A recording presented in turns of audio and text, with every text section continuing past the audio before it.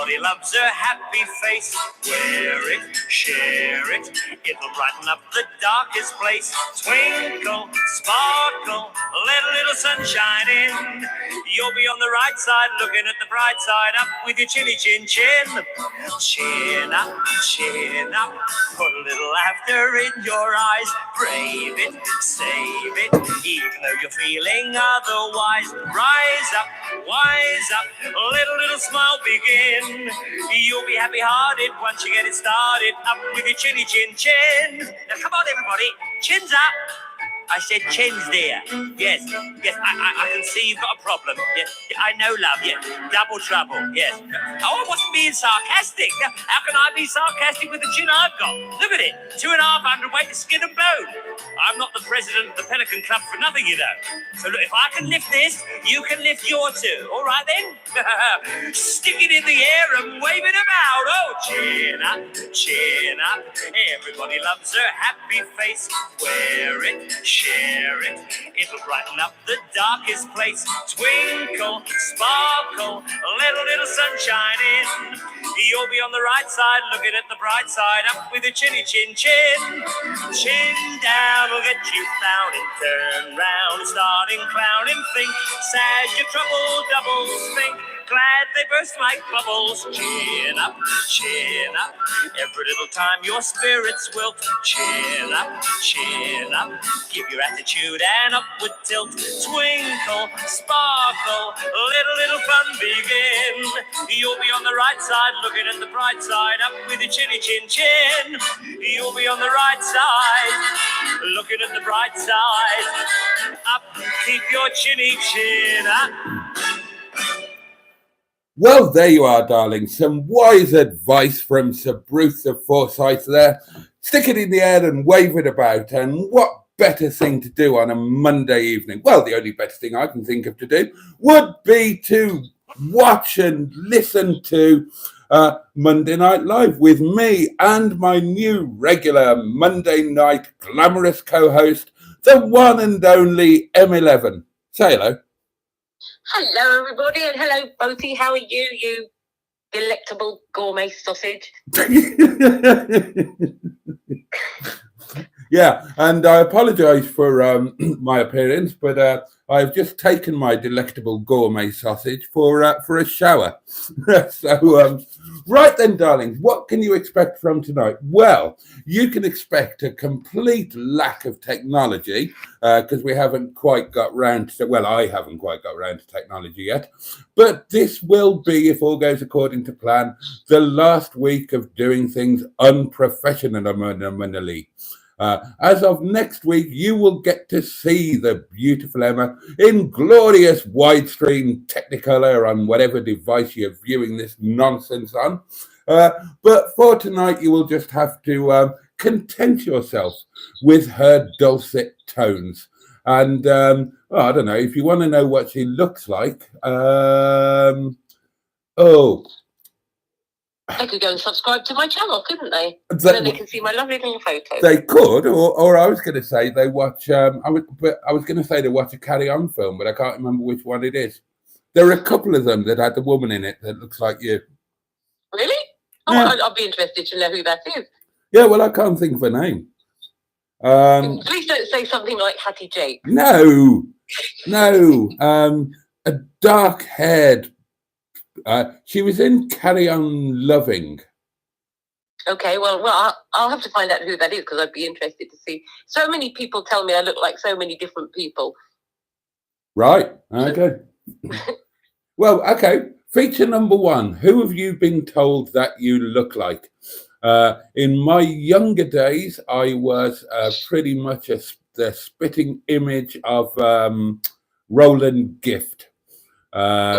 These days, apparently, I look like Nigel Farage after he's been homeless for 2 or 3 years and down and out on the street and, you know, been kicked around a bit, soaked in his own urine for a year or so. But there we are. So what can you expect? Well, we will be properly formatting this thing going forward.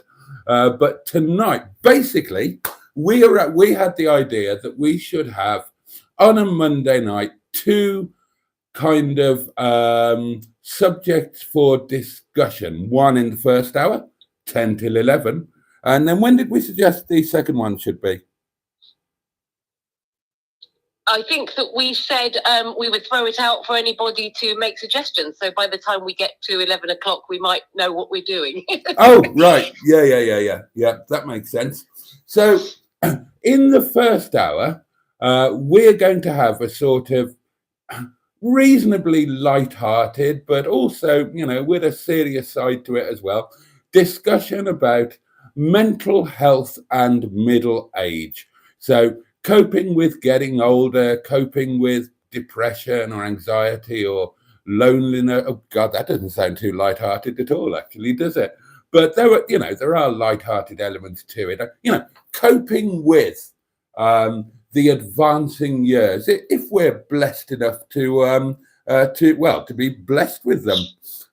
Why don't you say hello to some of our lovely people who are watching my lovely M11? Yes, I will do that. And before I do, I know that there is a birthday in the house tonight, but I believe birthday boy has gone for a shower. I wondered what you were going to say then. I mean, the S&H came out, and I thought, yeah, well, it is your birthday, mate. Birthday, Father's Day, Christmas Day, those are the rules. We might have to wait for him to return from his shower before we give him a massive serenade. So I'll start with the comments, and we'll see when he returns. It's Ross's birthday today. Oh, is it? Yes, he said it over on Mustard Stream. So, but I've noticed he's gone for a shower. So when he returns, we shall serenade him then. Oh, righty ho.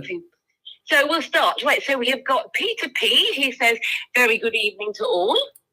Good evening, Peter P. Yes, good evening, Peter. The Greenwood, who is, of course, my absolutely wonderful, amazingly perfect sister.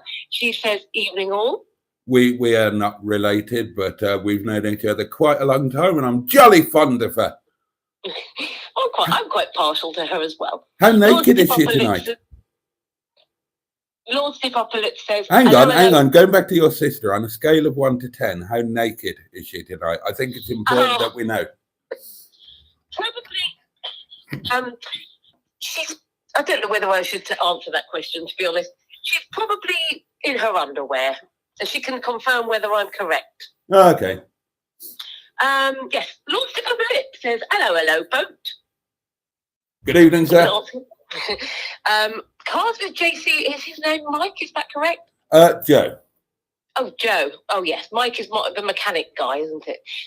He says, evening all, how are we? We're great, I believe. Bad Book says, good evening, Emma and Boaty and all. Good evening, Bad Books. Neil Gibbons, also known as the Gibbonator, says, hello all, how are we today on this fine Monday? He's a very, very nice man, A very, very nice man. Yeah. I'll make note of that. Yeah, please do. I will. I definitely will. Mystic Hair says, good evening, Boaty. Oh, can I just give a question to Neil? Do you mind? Do you mind me interrupting your flow? I don't mind. It's your show. You do what you like. I know, it's a joint thing now. I have to seek permission. It's only fair. No, you're still the boss. Am I? Still the boss. Yes. Get me, Headmaster Boaty, swishing my cane around and in with cap and gown. Neil, I would like to ask, do you normally sleep on the right-hand side of the bed, or did I just force you into an uncomfortable and unnatural position? That's my question. Right, we shall let him answer that. Okay. What side of the bed do you sleep? Me? Yeah. Well, I usually sleep on whichever side of the bed I'm told to. You see, I wasn't expecting that. Now, you are a mother, aren't you? Yes. Yeah. And in my experience, mothers tend to sleep on whichever side of the bed is nearer the door. Oh, well, my bedroom, the door is at the foot end of the bed, so it doesn't really make much difference. Okay. But, being in the bed with a guy, I usually find the guy will say, I much prefer to sleep on this side, so could you go on this side? And I don't mind, really. It doesn't make much difference to me. Well, Neil has just let me know that he sleeps on the right-hand side, so I didn't force him into an unnatural position. And if you were in your own bed, you'd let them choose which side to sleep. Well, I'm just very accommodating, I guess. I think you're too accommodating. I think, I mean, if you can't take control of your own bed, what can you take control of? Well, to be honest, it's been a very long time, so I haven't had to worry about it for a long time. Oh, well, there we are. There we are. Feature number 3, darlings. Which side of the bed do you sleep on?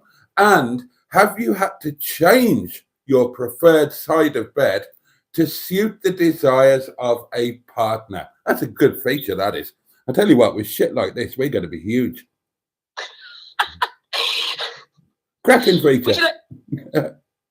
Shall I continue with the comments? Yeah, I'm just thinking I'm going to do that feature again next week. It's such a belter. Andrew Buttigieg, who I believe is also known as either Spotty Botty, is that correct? That's entirely correct, yes. I was just checking I've got the right person. He says, a very good evening, Boaty and everyone. Good evening, Andrew. Good evening, Ivor, Spotty Botty, sir. Blackman says, hello all. Hello. The Greenwood says, yay, lovely T-shirt, happy days. I believe that your T-shirt must be indicative of a fantastic day with mustard. You're very locked up about mustard tonight. Yeah, and it's also indicative of I got out of the shower in an incredible rush.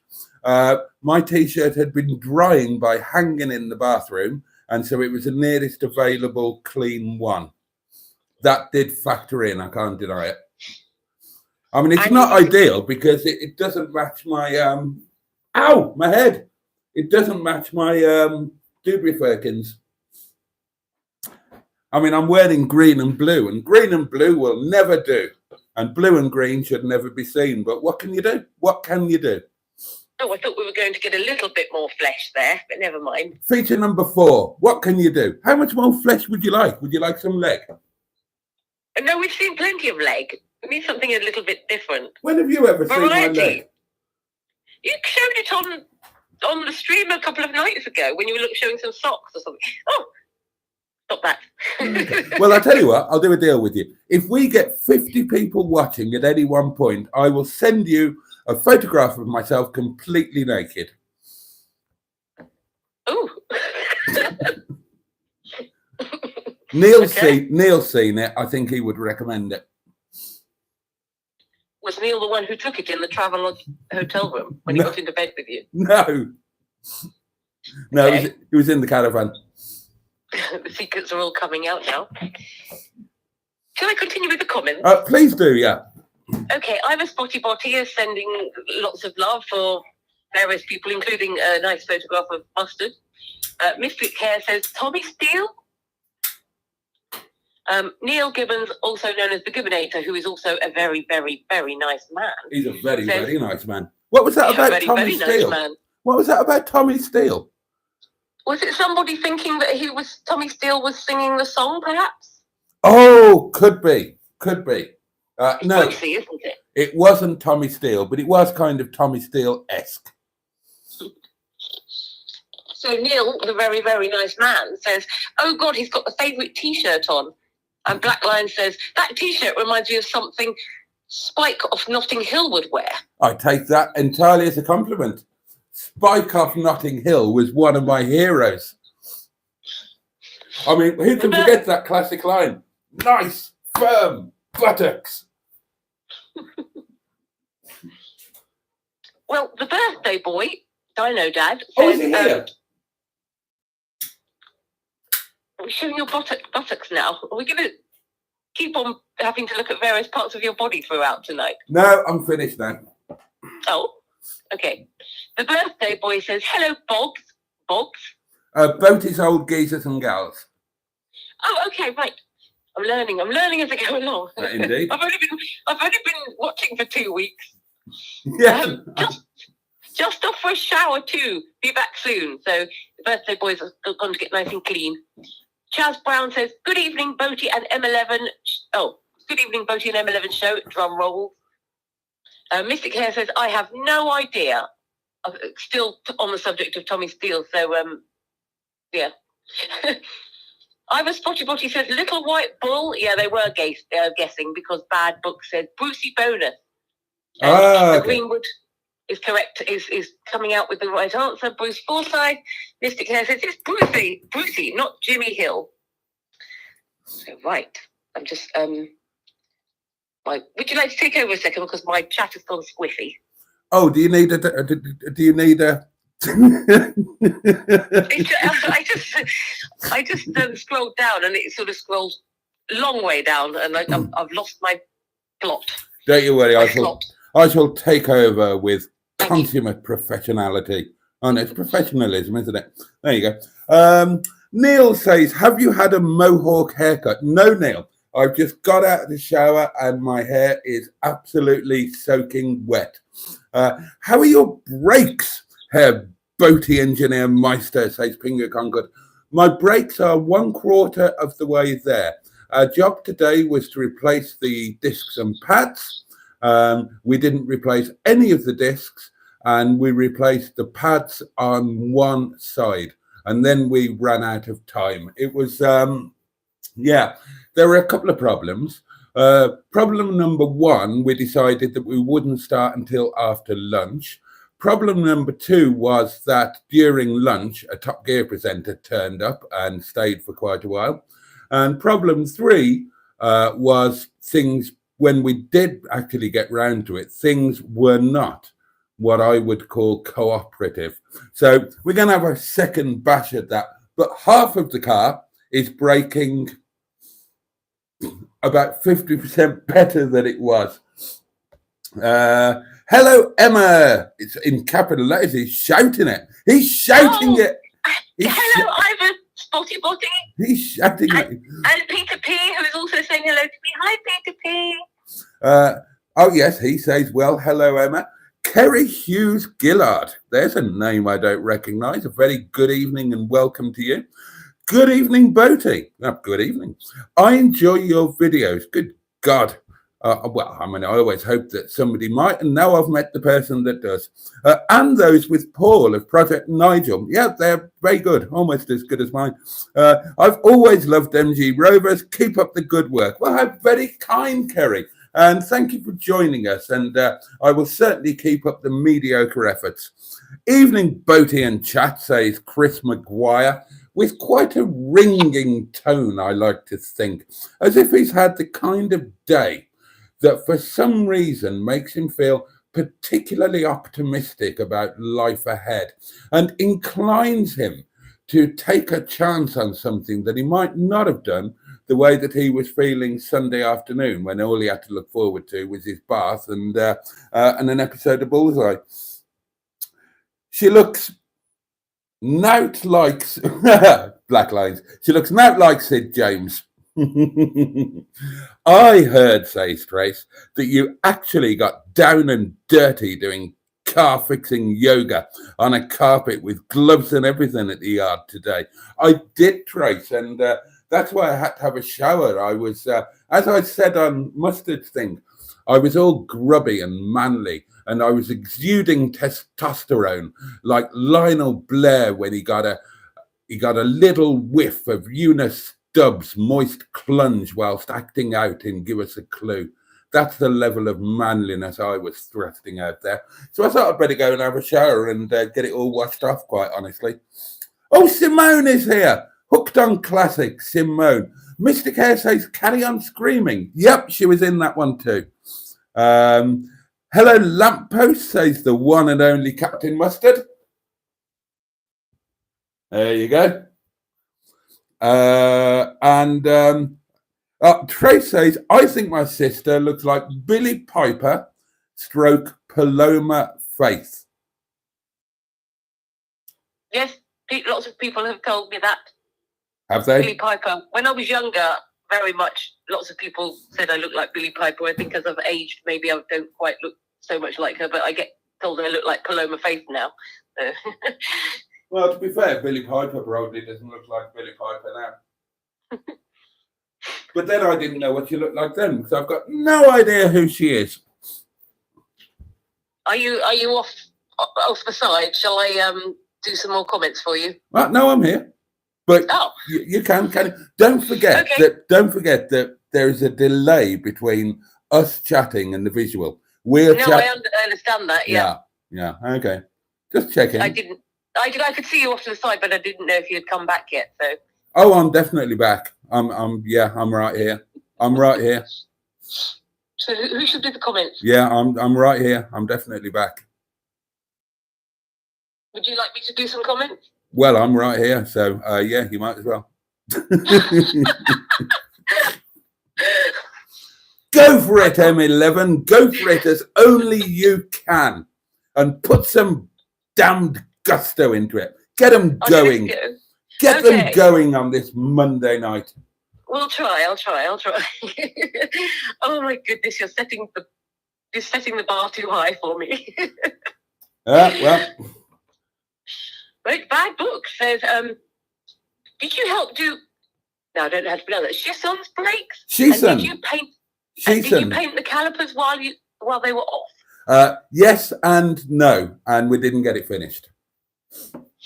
But I did help. I did get dirty. I did get down on the floor. I did undo things. I did lift a wheel. I don't think I broke a fingernail. So happy days. And the Greenwood says, "Hey again, lovely mustard. Get that editing done." She's very bossy, isn't she? Well, you know these mods. I don't know. I think the relationship's gone further than that. To me, it's as if she's decided that she's going to be his personal manager. Well, we were yesterday discussing who has their hand up Mustard's bottom and controlling him, weren't we? And I did suggest the Greenwood. So well, I think we're seeing the absolute evidence of that now, aren't we? Ivor Sporty Boaty says, "Johnny, I'm sorry." Who's Johnny? That is a reference to me looking like Roland Gift, who was the lead singer of Fine Young Cannibals, who did that lyric. And Mystic Hair says, "Captain," with a saluting face. Captain Mustard long way replies, up, short way down. Captain Mustard replies, "Yes, Tracy." Oh, look, that's very under the thumb reply, isn't it? Yeah, very much so. Yeah, very subservient, I would say. Subservient. Andrew Buttergeek says, "Hello, Mustard." And Black Lion says, "I can't unsee Nigel Farage now." I can only apologise.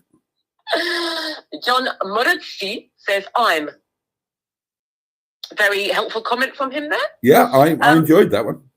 That guy from SETI Alpha V says, "I'm clutching my tinkle in excitement at discussing how much people want to slash their wrists." Well, it was supposed to be a little bit more light-hearted than that. I'll tell you what, I know how to lighten things up.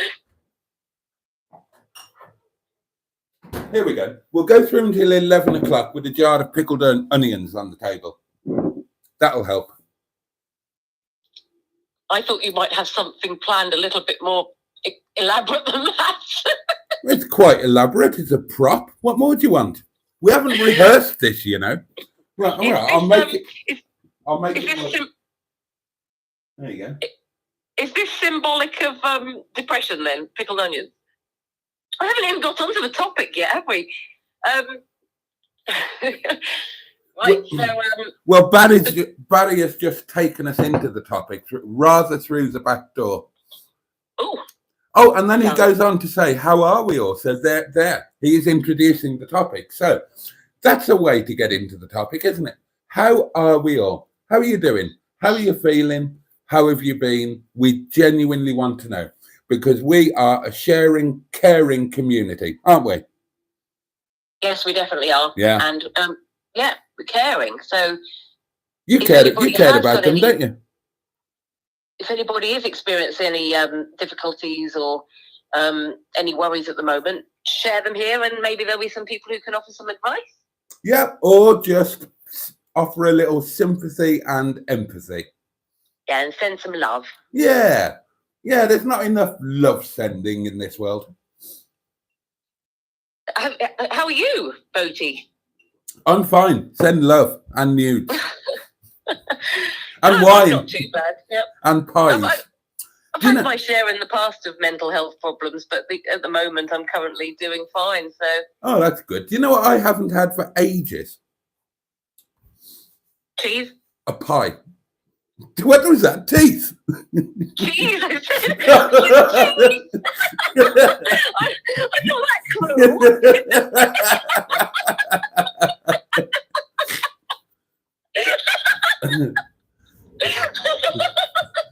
No,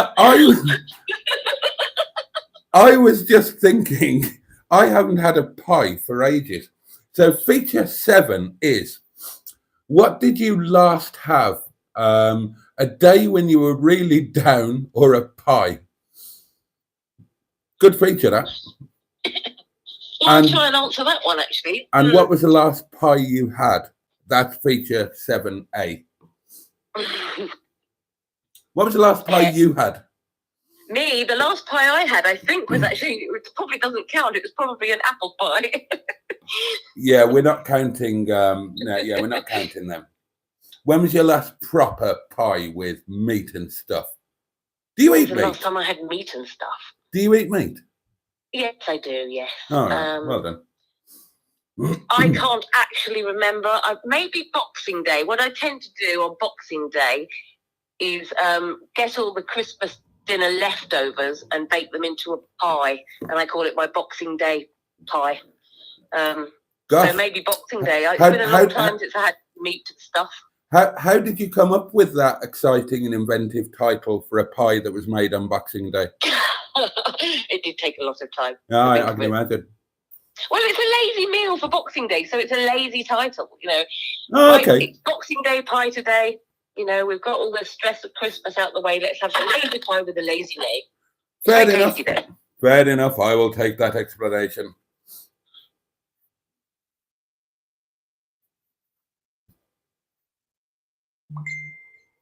Oh, I've been pinged. Oh, apparently you're very funny. Me? Apparently. I know, I was surprised too to read that. Oh, I wasn't even trying. I thought, well, I've missed that. But thank you, John. That's very kind. Mark Prasad says, evening all, pleased to be here. John Studley is with us and says, hey, chat, hey, Boaty. And hey, Emma. Hope all are well. Oh, and Trace says, I'm indeed in my underwear. As we all know, I dress for mustard stream and disrobe for these shenanigans. Oh, maybe I should start doing that too. Oh, no, not if I'm going to be on camera next week. Then again, it might bring in the viewers. Yeah, exactly. I'm all in favour of that. I'll put my bikini on. Okay, so will I. The guy from City Alpha says, I sleep on the left, Karen on the right. Ah, there we are. And Ivor Spotty Botty says, I prefer not to sleep in the wet patch. That's a good point, actually. Yes. Sleep on the side that isn't wet and gunky. Mr. Stephen Parry from Port Sunlight in the Wirral, the Leisure Peninsula, says, look like Dolly Parton with the big pair of tits.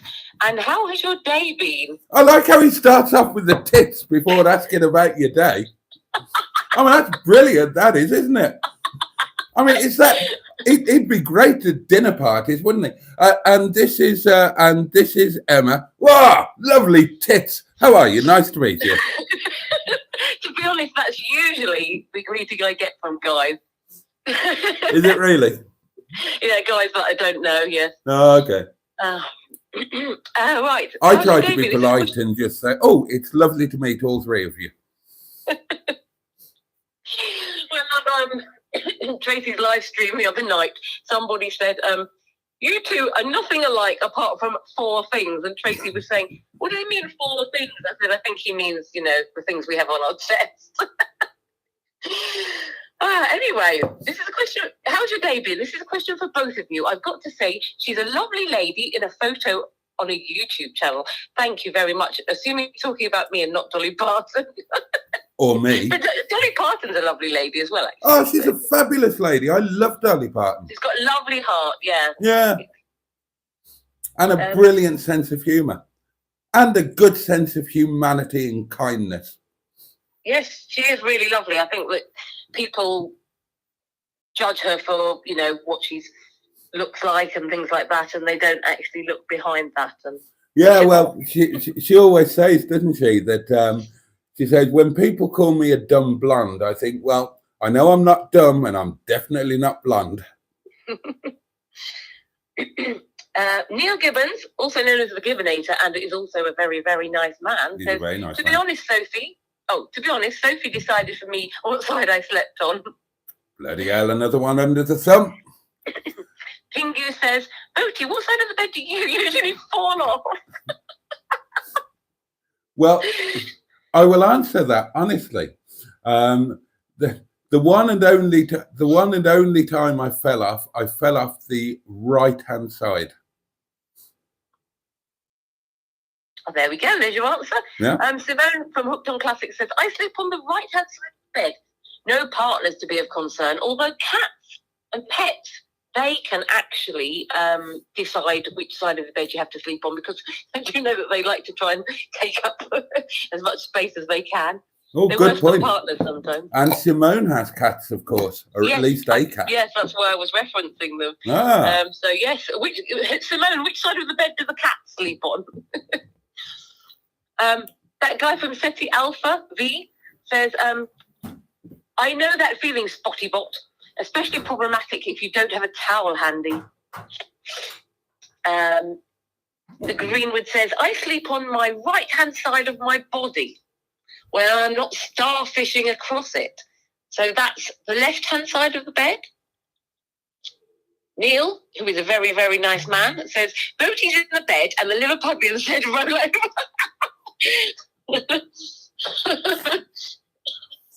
And the Greenwood is laughing at this. Pingu says, depends on who's under him. And, Andrew Buttigieg said that. And then he says, please, no feet. Neil, the very nice man, says, we see more and more every live is getting out of hand. Yeah. And that guy from SETI Alpha B says, Boaty's third leg is not able to return a ball like Mustard's. But there you go. There you go. There you go. And as I said, next week, the visual aspect of this televisual feast will be greatly enhanced, because instead of just my ugly mug, you will get to see the lovely Emma in widescreen, glorious Technicolor. In it, bruv. Oh, don't hype it up too much. Once they see what I look like, they'll probably bugger off. To be honest, I mean, they're watching me, so I think they've probably got pretty low standards, you know. Oh, that's okay then. Thanks. You'll be a treat. Okay, well, I won't worry too much then. Wait, this chat thing moves along quickly sometimes, and then I lose the plot. Oh, they're very active. They're very active little pufflings. Yeah, the bogs go at it like Billy-O. Honestly, when they get commenting, they go like greased weasel droppings. Pingu Concord says, maybe too much pottering lube too, Andrew? And he's laughing at that. And the Greenwood says, God, if this is wineless, God only knows what's going to happen at 11. Be And afraid. Andrew Buttigieg says, Boaty and Emma after dark. And if that guy from SETI Alpha V says, Boaty and Emma up a tree. Boaty and Emma up a tree. PODGERING. And Tracy says, LMAO. She's laughing her anal orifice off again at the relaxed leg on the table. And she says, good name for the live, Andrew Buttigieg. To which he replies, as long as that's the only appendage on the table, Trace. Blackline says, even the Eiffel Tower in the background picture is going flaccid. The Greenwood is laughing at anal orifice again off at these comments. And Andrew says, better than no breaks at all. And the Greenwood says, ooh, grubby and manly wafts. She's getting excited. Oh, the legs are out again. Oh, that guy from SETI Alpha V says, Lionel Blair smelling Unistuff's bush is not an image I want. And the Greenwood says, oh, I miss Simone. Hi, Hooked on Classics. Sophie's here. She says, hi, everyone. How are you all? And hello, M11. Hello, Sophie. Hope you've had a nice day. How are you? And how is everyone this evening? Yeah, I'm fine, Sophie, and I believe that Boaty is too. Yes, I'm all good. I'm all good. He's in such good form this evening that he keeps flashing bits of flesh. So he's got his loved up with his mustard t-shirt on today. So yes, he's waving his willy around. Yeah, I should have brought the pottering lube. Dinah, Ross is back. Happy birthday. Should we give a birthday boy? Yeah, we've got to do it. Here we go. Happy birthday to you. Happy birthday to you. Happy birthday, dear Ross. Happy birthday to you.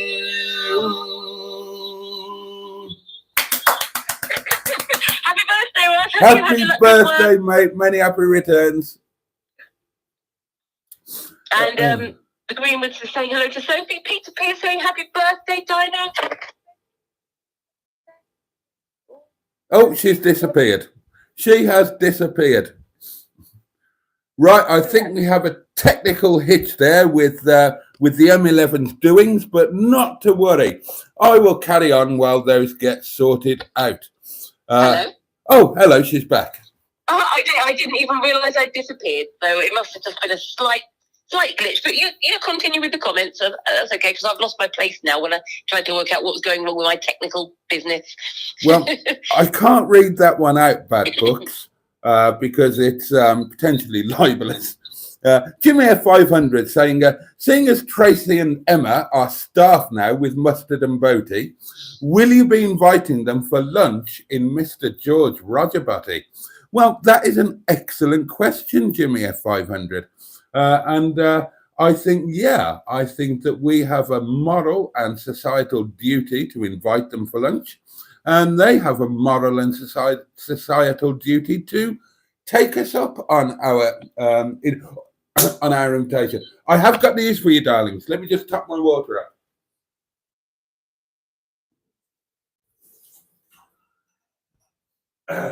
Now then, as you know, we haven't done a Mustard and Boaty do lunch with for a little while. We will be recording one next Monday with a certain ex-Top Gear presenter. I bet you can't guess who it is. We obviously I met him today for the first time, and he's a really cool guy, absolutely splendid chap. And when he hadn't completely understood the concept of Mustard and Boaty do lunch with, and I explained it to him, and I showed him the caravan. And I explained the concept and the rules. He said, I've got to do that. That sounds like fun. I've got to do that. When do you want to do it? I said, any Monday that you're free. He said, next Monday. I said, fine, right, brilliant.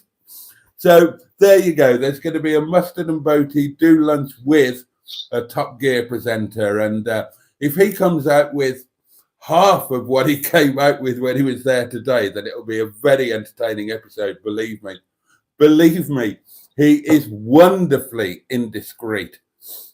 No, so yeah, there we are. A message held review from Sophie. This could be filth. I already said happy vaginal expulsion day to Ross, but I'll say it again. Happy vaginal expulsion day, Ross. Emma is a jar of pickled onions, says Trace. Pingo Concord says, Boaty, out of your 153 years of Earth dwelling, how many of those have been bad years? God, I'm going to answer that one seriously. I don't recall having a year that was completely and totally bad. So I'm going to answer that by trying to fix together all of the bad times and work out how many years that would be in total. Now, that's really difficult, actually. When I was injured and had to retire from my athletic career, that should have been, and in many ways was, the worst time of my life. I mean, it was heartbreaking. It left me bereft. It meant that I'd sacrificed my childhood, my adolescence, and my future health for something that was then taken away from me just as it was beginning to happen. But I replaced it with some pretty cool stuff. So it wasn't that bad. I discovered women and alcohol and things like that I'd previously had pretty much zero experience of. I went through. Okay, that's as an adult. Obviously, I went through a bad time when Mum died. Went through a worse time when Dad died, just because of the logistics around it. And I've probably been through some small bad times when relationships have broken up. So, as an adult, I would say probably, out of my adult, I'd say probably about 1.5 years have been bad times. As a child, then, and I'll answer you honestly, I don't know, because a lot of my childhood I have very successfully repressed. I literally have no memory, or very little memory, of years of my childhood, and for bloody good reason. So I'm guessing from what I do allow myself to remember. In fact, I'm not guessing. I know there were bloody awful times. So yeah, as a child, quite a lot of bad years, really. But I'm not going to count them, because as a child, you're not in control, and you don't have the weaponry or the things at your disposal, or the things in place in society to stop life being so bad for you. So yeah, that's my answer to that. How would you answer that, M11? Years. Well, let me think. I didn't have a very good time in my late teens and early 20s due to having a violent stepfather and the effects that left in my brain. In my mid-20s, I had a course of antidepressants, which fixed me completely. But then I had another bad period at the breakup of my marriage. And then in 2020, between sort of 2020 and 2021, I had a very horrendous time. So let me see. I would say I had mental health problems out of my 48 years, because I'm 48. Probably maybe 6 or 7. The thing is, though, I mean, I'm okay now, but I'm also dealing with somebody very close to me who is experiencing mental health problems to the point of wanting to sadly take their own life. So that is something which, even though I'm okay, it does tend to affect my mental health at times. It doesn't leave me a deep depression for days, but it's quite a struggle to, day after day, be looking after somebody. But, hopefully they'll get the help they need and, get there in the end. But that's my experiences. And I've had family members who have had various different mental health struggles. So yeah, there's Emma getting a little bit deep there. There we are. There we are. Right. Where did we get to? Andrew Buttergeek saying, "Hi, Simone and Sophie." And the Greenwood is laughing at the at you misunderstanding me when I said cheese. You thought I said teeth. Oh, right. Yeah. Oh, with that. Is finding that amusing too. Neil, who is a very nice man, says, "It is true, though, he ain't had a good set of chompers for many years." 2 years, Neil. 2 years. Not 2 isn't many. And Sophie says hi to Trace. That guy from City Alpha says, "Well, at least my mental health is not bored out of my mind to the point where I wanted to bang nails into my head with a phone book during Sean's drone on." Oh, controversial. Controversial. The Greenwood says, "How am I? I'm quite happy at the moment. Had a great couple of weeks. However, I have people around me struggling, and my life has been deeply touched with mental illness, including my own." Well, that guy from City Alpha V says, "Does Putang pie count?" No. Oh, Dino's sharing what he's been doing. He had a chicken and leek pie yesterday, and we have a little party pie here for the kiddies. Oh, he's sharing his pie situation. That means that Ross is in the pie lead. Russ had a pie yesterday. Has anybody had a pie? Can anybody top him? Has anybody had a pie today? That is the big question. Well, Ross is saying he's got little party pies here for the kiddies, so does that not count? Well, no, not if he's not having one. We'll keep that. Take a bite. We'll keep it for a tiebreaker. Let's see if anybody's had a proper full-on pie. Right. My filthy mind. Sophia Spector says, "Hi, Andrew," and Andrew says, "Barry." Right, you are disappearing again. Am I better now? Oh, you're better now. Again? Yeah. I think maybe we have slight glitch occasionally on the line, but hopefully it won't happen too much. Andrew Buttergeek says Barry, and he's laughing. Sophie says, "You are welcome, Dino." And Pingu says, you said fruit pies don't count. Pingu says having cherry pie tonight. You did say fruit pies don't count. Yeah, but he's being rude. He's being rude.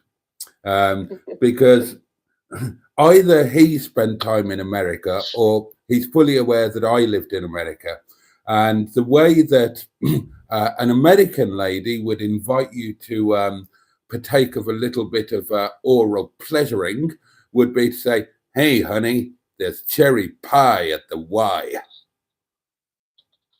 You see, I'm all naive about these sort of things. Yeah, well, don't worry, you'll soon learn amongst You're educating me in this den of thieves. And if I believed that anyway, I'd believe anything, wouldn't I? Is this a new person or is this somebody who's been here before? Maestro and Montego and Metro Appreciation Club says hi. Oh, it's Pat, isn't it? It's the lovely Pat from Rill. Unless I'm misremembering. I've never had cream pie, says Simone, who's being slightly rude, and Mystic Hair refuses to believe that. "I sleep on the left," says Mystic Hair, "but I dress to the right." Right, okay. I mean, is that still a thing? I mean, very few people go to tailors anymore to have bespoke suits made, or maybe I just don't mix with those kind of people anymore. So it's a long time since I've been asked if Sir dresses to the left or the right. Isn't that a bit complicated though? Because you sleep on the left, surely it flops to the right during your sleep. Yeah, well... Sorry, it flops to the left. If you're dressing on the right and then you lay on your left, surely it flops over to the left. Yeah, but I think the idea is that you don't go to sleep in your bespoke tailor-made suit. Well, it might if you pass out unconscious after a heavy evening. Yeah, but if you pass out unconscious, it doesn't matter where the hell you dress. It's not going to get up to anything, is it? That guy from City Alpha V says cream pie. And Dino Dad, Ross, says... people say about Boaty when they meet him, "How come you're levitating?" I don't get that. I've lost my flipping thingy again. But you carry on while I find my space, because I go to scroll down and it zooms me all the way to the end. So I'm on the floor by the end of the bed, says Sophie, as Neil kicks me out. And I'm on the right, Neil is on the left.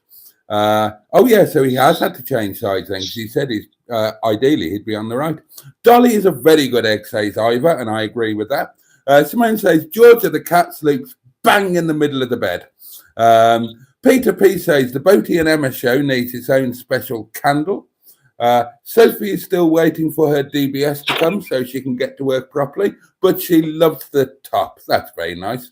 Good, he's in a good mood, bless him, says Sophie.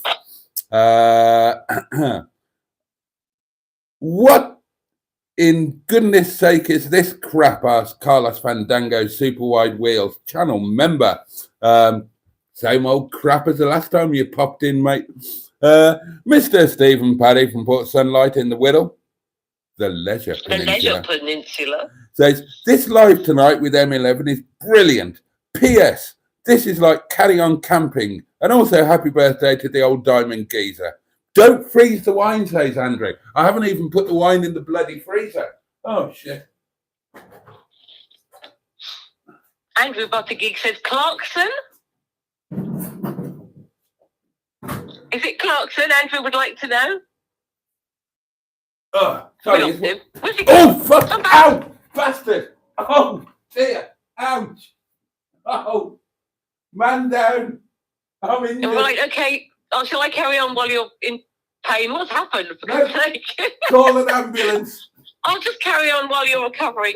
That guy from City Alcavie says, it'll be the best lunch in the world. Andrew Buttergeek says, Hammond or May? You can answer that in a minute when you've recovered. Ow! Are you okay? Yeah, apparently. Ouch! Oh! Would you like me to come round and nurse you better? Oh! I've hurt my foot. I've hurt my right hoof. Oh, never mind. Wine will make it better. Bloody hell. Ross says, William Woodward coming to the caravan? Wow. And Mr. Stephen Perry from Port Sunlight in the Wirral, the Leisure Peninsula, says, was it Paddy McGuinness you met up with? No. Jimmy 500, F500 says, Steve Berry, I see you for lunch. Correct, Jimmy F500. And Bad Books is asking, did Steve Berry have his mate Bez with him? He's hilarious. No, he was on his own. Right, and then we got Tracy, who I've nearly reported and blocked by accident, so let's try not to do that. The Greenwood, she says, gosh, well, if it's my moral and societal duty to be lunching with Mustard and Boaty, especially if I'm one of the founding members of the Mustard Muff Magnet Club, then I can't turn down the invitation. So Tracy's up for it. Excellent. I'd be up for it too, just to throw that in there. Splendid. John Studley says, I've been quite fortunate to have had lunch with Mustard and Boaty on a few occasions and enjoyed it a lot, and hopefully go there soon if possible. So there's something to look forward to. Indeed. Neil, who is a very nice man, says also, Boaty, I found that exhaust clamp for the ZT. I'll bring it up when I next see you. Brilliant, mate. Thank you very much. I can't wait to get that on. Ross is here, and he says a 76er is the best. That's referring to my birth year. Which was presumably. 75. Pardon? Which was 75, not 76. My birth year was 76. Oh, is it? Yes. Oh, okay. I stand erected. The guy from City Alcavie says, I had a bad time. I had a bad time in 97 after Mum died, and 2012 was a cat shit year. Oh, that's not very good, is it? I hope you're doing better now, though. Sorry to hear that, mate. I hope you're doing better now, though. Absolutely. Captain Mustard is saying hello again, and the Greenwood is welcoming him back, and he's thanking her. These two. Pingu is showing lots of mustard, and Bad Book says, not had a pie for ages, but bought my favourite lamb and mint pie from the butcher's at the weekend. You see, now that is, to me, that is one of the ultimate indulgences. A really, really good, properly made pie from a butcher's or, an establishment of similar repute. In a way, all pies are good, but they're good in different ways. I mean, on a cold winter's day, you can't beat a pucker pie that's been properly warmed up in the hot shelfie thing of a fish and chip shop for just over 3 weeks. And it comes in the foil container, which is, of course, red for beef and onion, yellow for chicken and mushroom, and black for steak and kidney. Where's my round of applause for knowing that? And the correct way to eat pucker pie is you remove carefully the pastry lid. You then use the pastry lid as a scoop to eat about 2/3 of the filling. And then on the last bit of the filling, you eat the pastry scoop, and that leaves you with the submerged iceberg bit of the pie within the foil. And you carefully take it from around the foil and you sort of fold it into like a wonderful pie sandwich thing, and you eat it in 2 bites. And that is fantastic. But also a frayed bentos pie. We've already discussed what a wonderful thing that is. And your prestige premier pie. the kind of pie that's going to cost you £5 for a pie for one, and you still have to cook it yourself. That is a wonderful thing. Oh, and of course there is the homemade pie. Somebody has done a nice thing. Who's done that? Mark. Oh, Mark, bless you, you lovely person, you. Thank you. I've given that some love. Joseph Lloyd intimated today that he'll be seeing Mustard shortly, and he's hoping to see you too. Is that on? I hope so.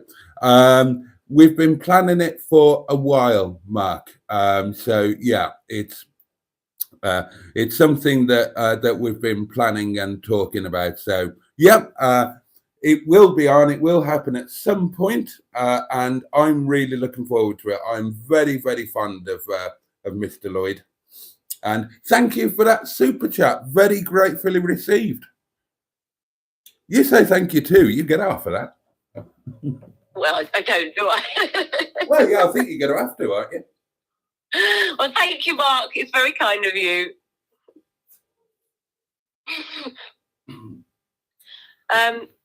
Got to be me.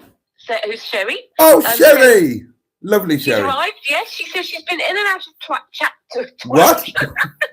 She hasn't been in and out of chat. It's not her birthday. I've been in and out of chat for 20 minutes or so. First left to come here from watching horrors at US colleges with the anti-Semitic, I can't speak, my teeth are broken, protesting, and then to place Walmart order like you. Oh, she likes being casual. What is caravan and Bosch? Well, a caravan is oh God, what do you got? I'm trying to remember what a caravan is called in America. Is it trailer? Yeah, trailer. Trailer, I think. Yeah, trailer. It's like an RV that trailer. An RV that isn't an RV. You just tow it. You tow it behind your pickup. And Bosch is it's just what I say at the end of my videos for some unknown reason. Well, actually, Isn't it also a brand of washing machine?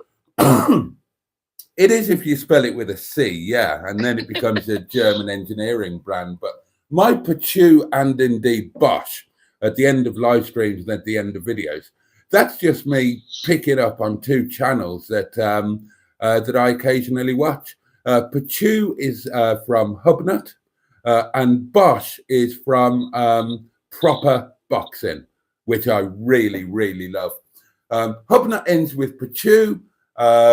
Proper ends with Bosch, and I just thought it'd be kind of fun to combine the two, but say them all wrong. You know, I like doing that. I like unsettling myself and others by saying things in a way that you don't expect. So Hubnut says Pachu, and Proper goes Bosch, and I just thought it'd be reason to say Pachu and indeed Bosch, and that amused me because, you know, quite frankly, it doesn't take much. Bad Book says Boaty doesn't flop. He's like a ramrod. He tells us that all the time. I do not. And if I did, I was lying. Hooked on Classics. Oh, Simone is 76 too. Oh. Good birth year. It was very hot summer, I believe, although I don't remember it. Oh, yeah, that was 76, wasn't it? Yes. I was only a few months old, so I don't really remember it, but yes. That guy from Seti Alpha V says, I am an 82 baby. Yeah, he's a bloody fetus. Oh, and Captain Mustard says he had a pie just before you turned up today, so he's winning. Well, yeah, but he's also losing because he had lunch. He had lunch. So you had lunch and then you had lunch. God, no wonder he's such a fat bastard. It's all coming out now. We did have that discussion over lunch. Which of us is fattest? Andrew Buttergeek says nurse. And Bad Book says 1970 as a superb year. And the Greenwood says, laugh my anal orifice. Boaty isn't used to not wearing trousers. I think this is all in regard to you falling over. Yeah. Suppose she's laughing that you fell, and Tracy says, I need to clip that. Oh, God. And Dino says, call the vet, quick. And Mystic Hair says, ouch. Andrew Buttigieg says, 1970, yes. And Tracy's laughing at Ross saying that we should be calling the vet. And Andrew Buttigieg, I'm a spotty botty, says, just like falling off a Liverpudlian lady. Just reenacting it for us. Yeah. Sometimes I tell people too much. Oh, it's 1 o'clock. Ho-ho! Goodbye, water. Bad Book says, that's what big toes are for. And Ross says, poor chair, someone called Timber Care. And Bad Book agrees with Andrew. The Greenwood says, yes, that gave us a visual as to what man down looked like before he fell off the Liverpudlian. Peter P says, and sounded like. And Tracy is laughing, and Andrew is laughing. They're all having a great jolly old time. Yeah. With regard to you falling, you should fall over more often. Yeah, for your entertainment, of course. Well, I need to ask, actually, did the Liverpudlian laugh when you fell? Oh, no. Was she upset? Or was she asleep? Well, she was drunk, mostly. Mystic Hair said, I had spray Bentos all day, breakfast pie and a tin yesterday. Does that count? Totally. And the Greenwood says, don't freeze your wine, it's wine a clack. But obviously you've remembered your wine now. And Bad Book says, you must do pucker pies in the restaurant. So you must do them, do you? Of course we don't do pucker pies. I mean, amazingly, and this will surprise you, pucker pies are not big in fine dining Nepali cuisine. There aren't many chip shops in the foothills of the Himalayas. Mystic here says it was bloody awful. I believe you've read Mark's comment out. Is that correct? I did, yeah. Yes. That guy from SETI Alpha V says, I am doing just fine now. Oh, that's good to hear. Good. Don't like to hear of anyone having a bad time. Captain Mustard said Wednesday he's coming.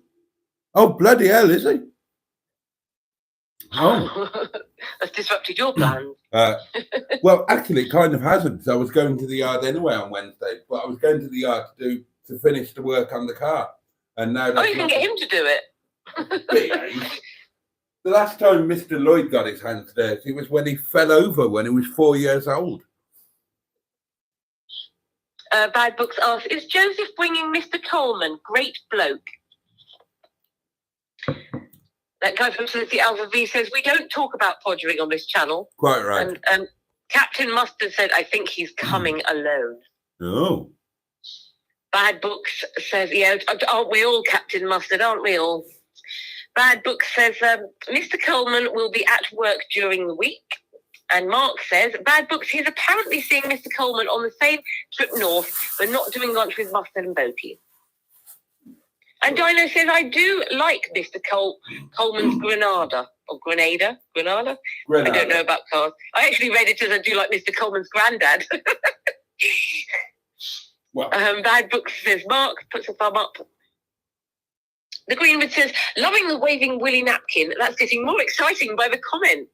You need to do a bit more willy waving. It's bringing the people in. We've got 33 watching. Excellent. We're not up to 50 yet, though. Ah, lucky you. The Greenwood says, we read that one. Flick down again. Hang on a second. Right. John Studley says, is it Studley? Studley. I'm saying it wrong, aren't I? I'm thinking of Studley Pike. Right. No, I think it's Studley. Okay, John Studley says, I was born in 1975, Emma, same age as you, 48 and 49 in December. I'm 49 in January. I'm a January baby, and it's probably the worst time to have a birthday, in my opinion. That guy from City Alpha V says, Dad had a Granada, which he traded for Sierra. Good memory. My birthday's in January too. Do you agree that it's not a good month to have a birthday? In theory, yeah. but that may, you're talking about you don't get as good presents because it's so close to Christmas. No, it's not. It's not just that. What happens is, well, my birthday is the 7th of January, so you've got Christmas. Everyone's having a fantastic time, partying, eating, drinking, having sex all over the place. Then you've got New Year, where the same thing is happening. Yeah. And then by the time it gets to my birthday, it's everybody's got no money. They're all on diets. They've given up drinking. Or they've been out. They've finished going out. If they've got children, the children have just gone back to school. And the weather is horrendous. Nobody ever wants to do anything. I've very rarely had an amazing birthday because of this. So you send out all the invitations. You can say, let's do something. Oh, when it's over Christmas and New Year, everybody says, yes, we're definitely up for doing something because, of course, they're in party brain mode. And then when it gets to my birthday, oh, I'll be doing something then. Oh, I haven't got any money. Oh, I've given up drinking for January. Oh, I'm doing veganuary, or I've given up eating, or I've turned into a nun. And it's sort of like, Well, what I started doing from the age of 40 onwards, I spend my birthdays in the Maltese Islands. Sometimes with company, sometimes alone. And my actual birthday day, I would drive north from Ara to the north of Malta to the ferry point in Chikowa and go over to Gozo and head to Jlendi Bay. And I would have my birthday lunch at St. Patrick's Hotel in Jlendi Bay. Gradually, and then, gradually make my way back home, back to Jlendi. And then I would pop into the casino, have a little glimpse at the waitress with the arse. And then I would go to my lovely friend Lucy's Chinese restaurant and have a second birthday meal there, and then go back to my place and fart copiously on the balcony whilst, in those days consuming vodka, these days wine. Well, it's okay for some. I can't afford to do any of that. Well, I can't now, but that's what I did right up until I did it from the age of 40 to 49, I think, and then the pandemic thing kicked in and brought a halt to everything. But I love doing that, so I love my birthdays. Yeah, people say to me if I should just do something anyway, and if other people want to tag along, then great. So I should start doing things, to be honest. So Simone from Hooked on Classics, she says she had a pasty this afternoon. That's a Cornish pie. Does that count, Boaty? Oh, I'm going to have to say no. I'm going to have to say it's no. It's not a pie. No, I wouldn't say it was a pie. Sorry, Simone. I love you, but I'm going to agree with Boaty on that one. Yeah, it's got to be a no. Bad Book says, yes, I've seen the... Sorry, is it Granada or Grenada? Granada. I'll try and remember that. Yes, I've seen the Granada. Totally mint. It's a Ford Granada. And it's a Granada. The one they're talking about is, I believe, a Mark II estate, I think. And Mark says, Captain Mustard, really looking forward to you and Joseph's get-together. Do you know Joseph, Mr. Lloyd? Pingu says, good night, Emma. Beauty and the Beast. My cherry pie has arrived. Hello. Yes? I asked you, I said, do you know Mr. Lloyd, Joseph? Oh, sorry. I thought you were asking somebody else. No, they all know him. No, I don't. Ah, right. He's lovely. He's well, he has a YouTube channel, and he's a very, very correct gentleman. He likes to wear a tweed jacket. He went to public school. He's incredibly well spoken. He doesn't swear, and he refers to everybody as sir or madam. And he's an absolute delight.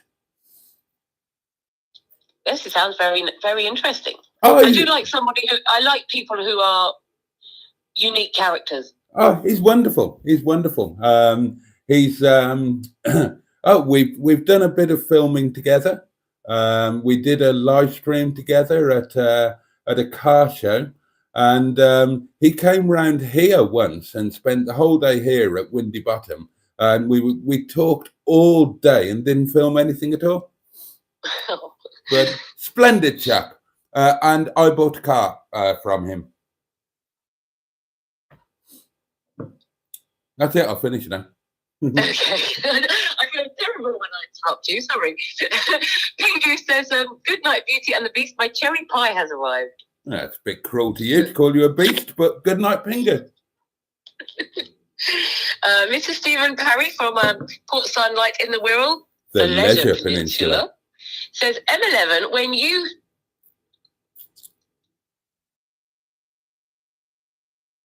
I don't understand what he's saying.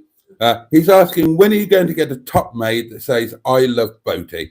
And he's letting you know that he was born in 1977.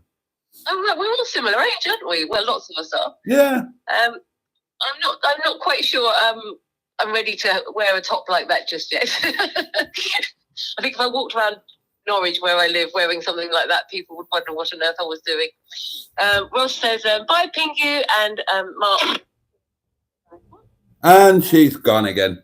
So Ross was saying bye, Pingu. Andrew is saying she was flabbergasted, Emma, referring to the Liverpudlian lady. Tracy's saying good night to Pingu. That phrase should be above the restaurant, says Ross, and I've forgotten which phrase he's referring to. I have to head out, says Barry. Eating with Karen tonight. I'll let you decide which way that goes. Fair enough. Enjoy yourselves both. My birthday's on the 2nd of January, says Jimmy F500. Gosh, that's an early one. Ross says my daughter's birthday. Oh, gosh. It's the 25th of December. Was done and dusted and home for Christmas lunch around 4 p.m. She absolutely hates it.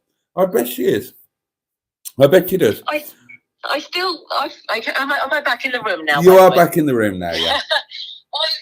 My feeling, obviously, I don't have my birthday on the 25th of December, but I've got a relative who has their birthday on the 24th. They seem to enjoy it because everybody's still in that celebratory mood. Okay. So I would rather have a birthday around Christmas time than a couple of weeks after, just because everybody's in party mode at that time. But yeah, each to their own. You know, if somebody doesn't enjoy it, doesn't like their birthday being at that time, I can understand why. Tracy says, what was the second hour's topic supposed to be? I've lost the plot here. I think we all have, Tracy. That is a good question. What are we going to talk about in hour 2? What we is now in it? Well, we did ask for some suggestions, but none have come. So, so we're going to have to think of something. Give us some suggestions, everybody. Yeah, come on, you lot. And while you're thinking, please click on the little like button. There's only one person who has liked so far. This isn't acceptable. Gosh. Go on. If they don't click on that like button, I'm not coming back next week because it will make me feel like I've absolutely ruined your life. Well, mine. So click on the like button, otherwise I'm not coming back. Mine is actually showing 23. Oh, well, that's it. Well, still not enough. We need more. Oh, okay, yeah, keep going. Anyway, Andrew Buttergeek says, proper posh geezer, referring to your Joseph friend. Yes.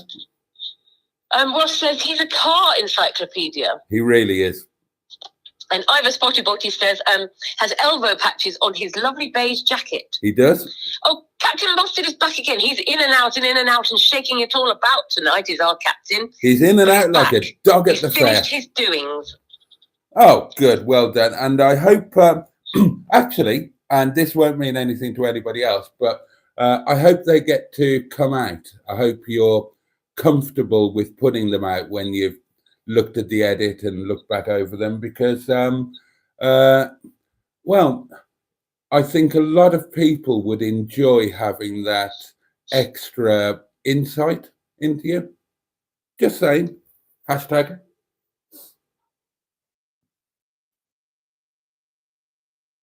Am I still in the room? Okay, it went a bit quiet. I wasn't sure. Andrew is saying good evening. Oh, sorry, good doings, Mustard. And Tracy says revolving door doings. And Andrew says, that would be me doing the like doings. Captain Mustard says, suggestion for the topic. Cheese is nicer than beef. Bollocks. And Tracy suggests, what about putting cheese with beef? Bollocks. And Andrew suggests beef with cheese. Bollocks. And Tracy says, indeed, Andrew. And Captain Mustard says, I'm going to send you the link, mate. Oh, okay, thank you. And Peter P says, beef and cheese is fondue. Yeah, it's fucking false. And Jimmy's getting a little... Oh, I thought he was upset with me. He's actually liking the fact that I'm a bit bossy. He says, all right, Emma, I've clicked the like. I like bossy women. 26 now. So that's Good. Rather splendid. I had isn't an effect. And Ross says, suggestion for the chat.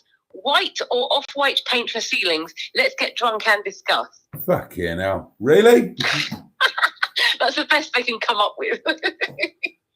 Oh, come on. Let's come up with something for the last 40 Wasn't minutes. something suggested last night about where you should keep condiments? Oh, God, yeah. Yeah. That's right, he was. Yeah. We could discuss that if we don't get any better offers. Okay. Okay. Let's see if anybody can come up with a better offer. Oh, it is Pat from Rill. I'm very well, Pat. Thank you very much. And I hope you are too. And that little metro will be going on to eBay this week. But if you know anybody who would potentially be interested in it, then obviously if they're an enthusiast, part of your group, part of your club, etc., then obviously there would be consideration given to in terms of the deal and the pricing of said little. Well, I call it a metro. It's a 111, of course, but I believe that still counts as a metro, does it not? Oh, it was Andrew who suggested the condiments. Oh, sorry, I'm just slightly choking there. Oh, let's see if we can think of something. Let's think of something really juicy that we can all fall out about. Let's think. Come on, people in the comments, put your thinking caps on. I know you've probably had a few glasses of wine, but I'm sure you can think of something really juicy that you would like to discuss at 11:20 on a Monday night with me and Boaty.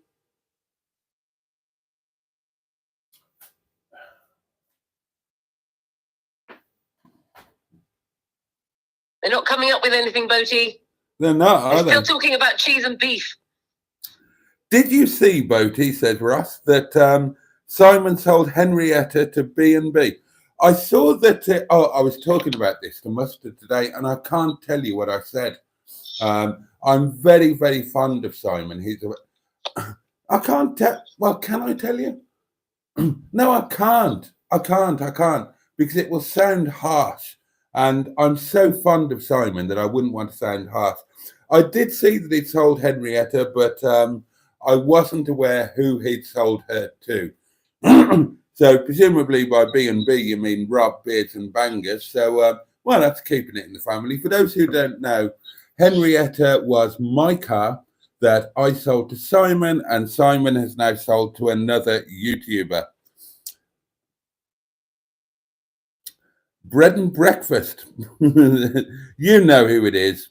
You know who it is, Mustard. Yeah, good old Rob, Beards and Bangers.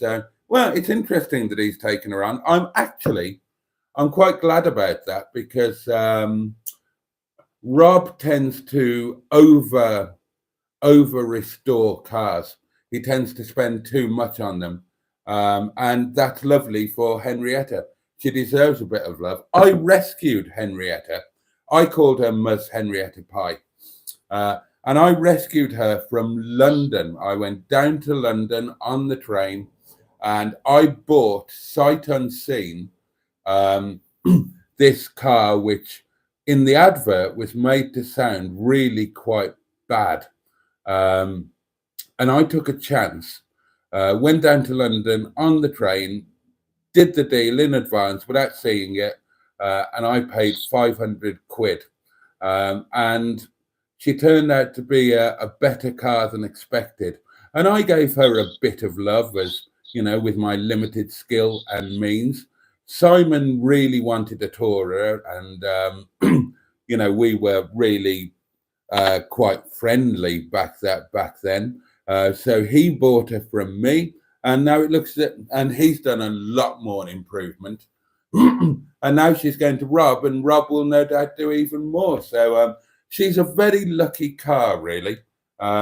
She's going to, if you looked at her when I bought her, and you can see her when I bought her in my video, bargain, I think it's called Bargain or Disaster, collecting a £500 Rover from London or something like that. For a long time, it was my most successful video. It was my first video that got 3,000 views. It's a bit down the list now. It's been overtaken by quite a few. I think I've got a video that's just about to hit 30,000 views, and that'll be my top video and another little milestone. Might have already done it. Poor Emma is bored now. Okay, right. Why do you not drive, Emma? Is it through choice or circumstance? I did do driving lessons. I did quite a lot of driving lessons because my ex-husband insisted I had to learn to drive. And then I took a test and I failed because I don't know the technical terms. I was driving down a street where there were cars parked on either side, and I had to pull in to let a car pass that was coming the other way, and I had to reverse slightly to get out. And I was told that was a major fail. So I did some more lessons, but I started to find that let me have to rewind slightly. I was born with a squint, so one of my eyes was looking in a different direction, and I had surgery to correct this squint. So my eyes look in a similar direction now. But one of the issues, the side effects from having had that surgery, is very occasionally I get double vision. And I don't notice it in normal life. But when I was driving fast, I found that the double vision came on, which obviously isn't safe. Also, at the time, I was suffering from quite severe anxiety. So the double vision coupled with the anxiety just put me off. And I just thought, I can't be doing this. I just couldn't cope with it. I would have to say that my driving test was probably one of the most terrifying days of my life. So I just had to accept that I probably won't ever drive. So, yeah, I've never, I don't drive. Okay. Well, I've come up with, we've got 36 minutes left. And it occurred to me that the best feature for this second part would be, let's all find out about our new co-host, and let's let her find out about us. So the lovely M11 has only been watching my channel, well, and my live streams, really. I think she's watched one of my videos, possibly not any more than that. So we know nothing about her, and she knows nothing about us. So let's have a proper get to know each other session. So if anybody has got a question for Emma so that you can get to know her better, do ask it. And Emma, if you've got any questions for me or any of the lovely community members, do ask it. And let's all get to know each other wonderfully so that next Monday we know each other inside out. We're all part of the same inner scrotum, and we can properly hit the ground running when you're actually going to be on that little screen over there. That's a good idea, isn't it? Oh, I dread to think what they're going to ask. They wouldn't be disrespectful or anything like that, I'm sure. While we're waiting for them to ask questions, do you want to ask anything? I will ask on behalf of Mr. Stephen Parry, who is from Port Sunlight in the Wirral, the Leisure Peninsula. And he asks, M11, I know this may sound funny, but has there ever been an occasion when your breasts fell out of your outfit? This happened years ago to a lady in the bar that was serving me and my friends. Well, yes, I would say there have been quite a few occasions, not recently, but probably many years ago now. when I used to go out and wear the skimpiest little tops ever, there have been quite a lot of occasions where they would fall out. But at the time, I used to drink alcohol, so I didn't care. In fact, I would let them fall out because I liked the attention back then. This was when I was, back in the dogging days, when I was a teenager. And Mustard is asking, do you like cheese? Yes, I do like cheese. Okay. Do you have? I don't know what else to say to that. Do you have a question for me or anybody else? Goodness. Do you like sausages? Okay, I'll ask a question for you and Mustard. Okay. How did you meet? Oh, okay. Who would you like to answer that, me or Mustard? Well, you can answer it verbally and he can type something out and we'll see if the two stories match up. Oh, okay. Well, he had a YouTube channel that had been going for about a year. And obviously, I then started a YouTube channel. And I don't know how. I think I did watch his. And I think I commented, which led him to watching mine. And he became a cross between a super fan and a stalker. And he kept nagging me to go to the yard, to go to the yard, to go to the yard. And I never did until I needed a part for a car. And I couldn't find one on eBay. There wasn't one on eBay. It was just a sun visor, but it was, it was like summertime. And I didn't have one. And it was, it made driving quite unsafe. And I couldn't find one online at all. So I asked if Mustard had one, and he said yes. So I went to the yard to pick it up. He kind of kept me there all afternoon and, said that he was a big fan of my work and, he felt he could learn a lot from me. And would I be prepared to start doing some filming with him? And quite honestly, the gate was locked and I felt a bit intimidated. So I said yes. And that was it. We just went on from there. Well, Mustard hasn't typed anything, so I can only assume that you have said what he was going to say. Yeah, absolutely. Let's see if there's any other questions coming in. Give me a 500 says you lost me after skimpy top. Maybe I should wear a skimpy top next week if I'm on.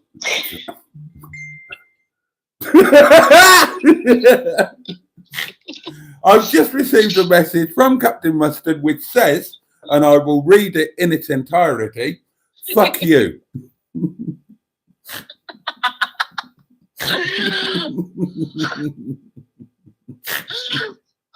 Enough said. I think he may be casting some doubt onto the veracity of my tale of our meeting.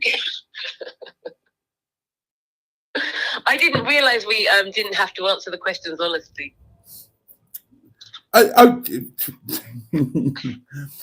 Sherry says, Emma, what made you start the channel for unboxing cosmetics? Were you going to have hang on. She wants to know if I'm going to include an affiliate link to a make commission. Ah, yeah, that's right. Well, let me tell you, this isn't the first YouTube channel I've tried. There is actually a YouTube channel out there called MZ Bizarre, which is me from about 10 years ago, where I tried to do reviewing cosmetics. And also, when I used to make jewelry, I had a YouTube channel, which actually one video I put on there had a lot of views. I can't remember how many, but loads. I'd have to look it up. Thousands. Recently I've noticed, I think I said this previously, so sorry I'm repeating myself, but I noticed that a lot of middle-aged women review things online and just, do videos just about their general day. Look, I've been shopping and I've bought this, or I'm reviewing this, or talking about different topics. And they do very, very well. So I thought, this video has been I've taken this one, I've privatized this video that I'm about to speak about, but I bought some jumpers and I showed them on the video, and I got 800 views and lots of comments. So I thought, I might give this a try. However, I do feel it's not interesting enough. And I've privatized the videos now because I'm thinking, I've got a lot of thinking to do about what I want to do, because I want to do it a bit different to everyone else and make it a bit more fun. So I'm still thinking on it. But yeah, what made me start the channel was simply because I saw a lot of other women doing it and it looked like easy money. And I thought, well, I might give this a go because I'm poor. I need the money.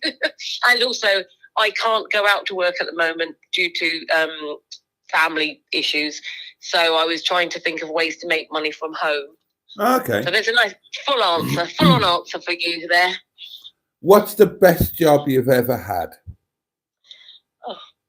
Probably when I used to run my own business, making and selling jewellery. I used to live in the northeast, and there's a beach there called Seaham, a place called Seaham, and on the beach. Oh, God, do I know Seaham? Oh, right, you know it. Well, only because there's a channel that I watch every single video of, the Blot Outdoors show, and that's where he lives. Well, Seaham's well known for the fact there used to be a glass factory there many years ago, and they used to throw all the glass into the sea, all the waste glass. And now nuggets of sea glass wash up there every day, thousands and thousands of nuggets of sea glass.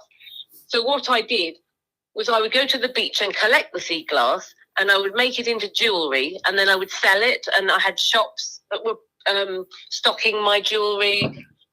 It was all going very well until COVID hit. So then, you know, shops couldn't sell the jewellery and people didn't have so much money. And then basically my whole life hit a major disaster, and I had to unfortunately end that business. But I would say that was probably the best job I had, because I loved working for myself. I loved making jewellery because I'm quite a creative person. And I loved, you know, people's reactions to my work when I did sort of craft fairs and things, all the compliments I got. So, and I was able to stay at home and do that work. So, yeah, that was the best job I've ever had. Okay. Are you a good cook? Do you consider yourself to be a good cook? I do consider myself to be a good cook. However, of late, I can't really give the reasons why I don't, because, you know, it's personal to me and family, but I don't do so much cooking at the moment. Okay. Okay. Your sister says the great wiper debate is where I, in inverted commas, met Mustard first.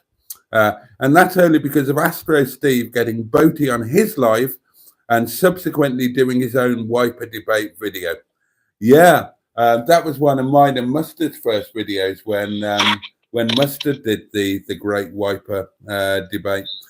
And Captain Mustard adds to his previous private message comment saying, fuck you, by saying he actually says what a tort, but I think he means what a twat. But, you know, I mean, they're tricky chaps' words, aren't they? And, you know, portable electric telephones, they're tricky chaps too. Spelling, very tricky chap. But don't worry, Mustard, we know what you mean. He's lying, says Ross. Their eyes met across the low shelving in the special buy section in Aldi. Oh, God, that was a funny video. Where the first time I actually went into one of those places with Mustard, and the bits that you didn't see, we didn't film much, but Mustard claims to this day that I was lucky to get out of there without getting my head kicked in, because apparently I was quite vocal about my opinion on both the shop itself and the people who shopped therein. Is Mustard called that because he has blonde hair? Asked Sherry. No, he's called Mustard because, well, he's called Mustard because he told us that he's called Mustard. It's a name that he gave to us rather than we gave to him. But he did. On that note, oh, sorry, carry on. Oh, no, please interject. Well, I was just going to ask why you're called Boaty. Oh, long story. Okay. Long story, and one I've told. Oh, God.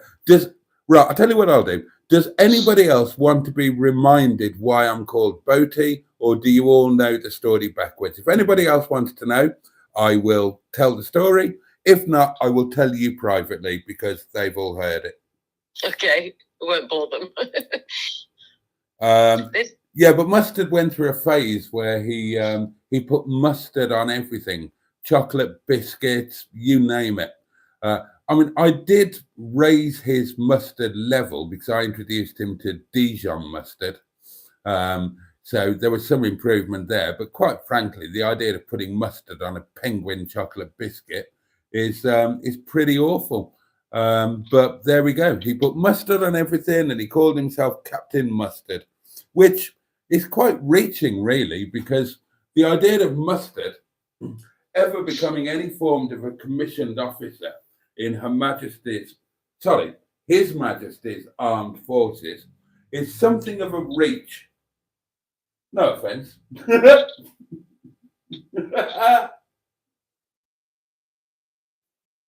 Oh dear.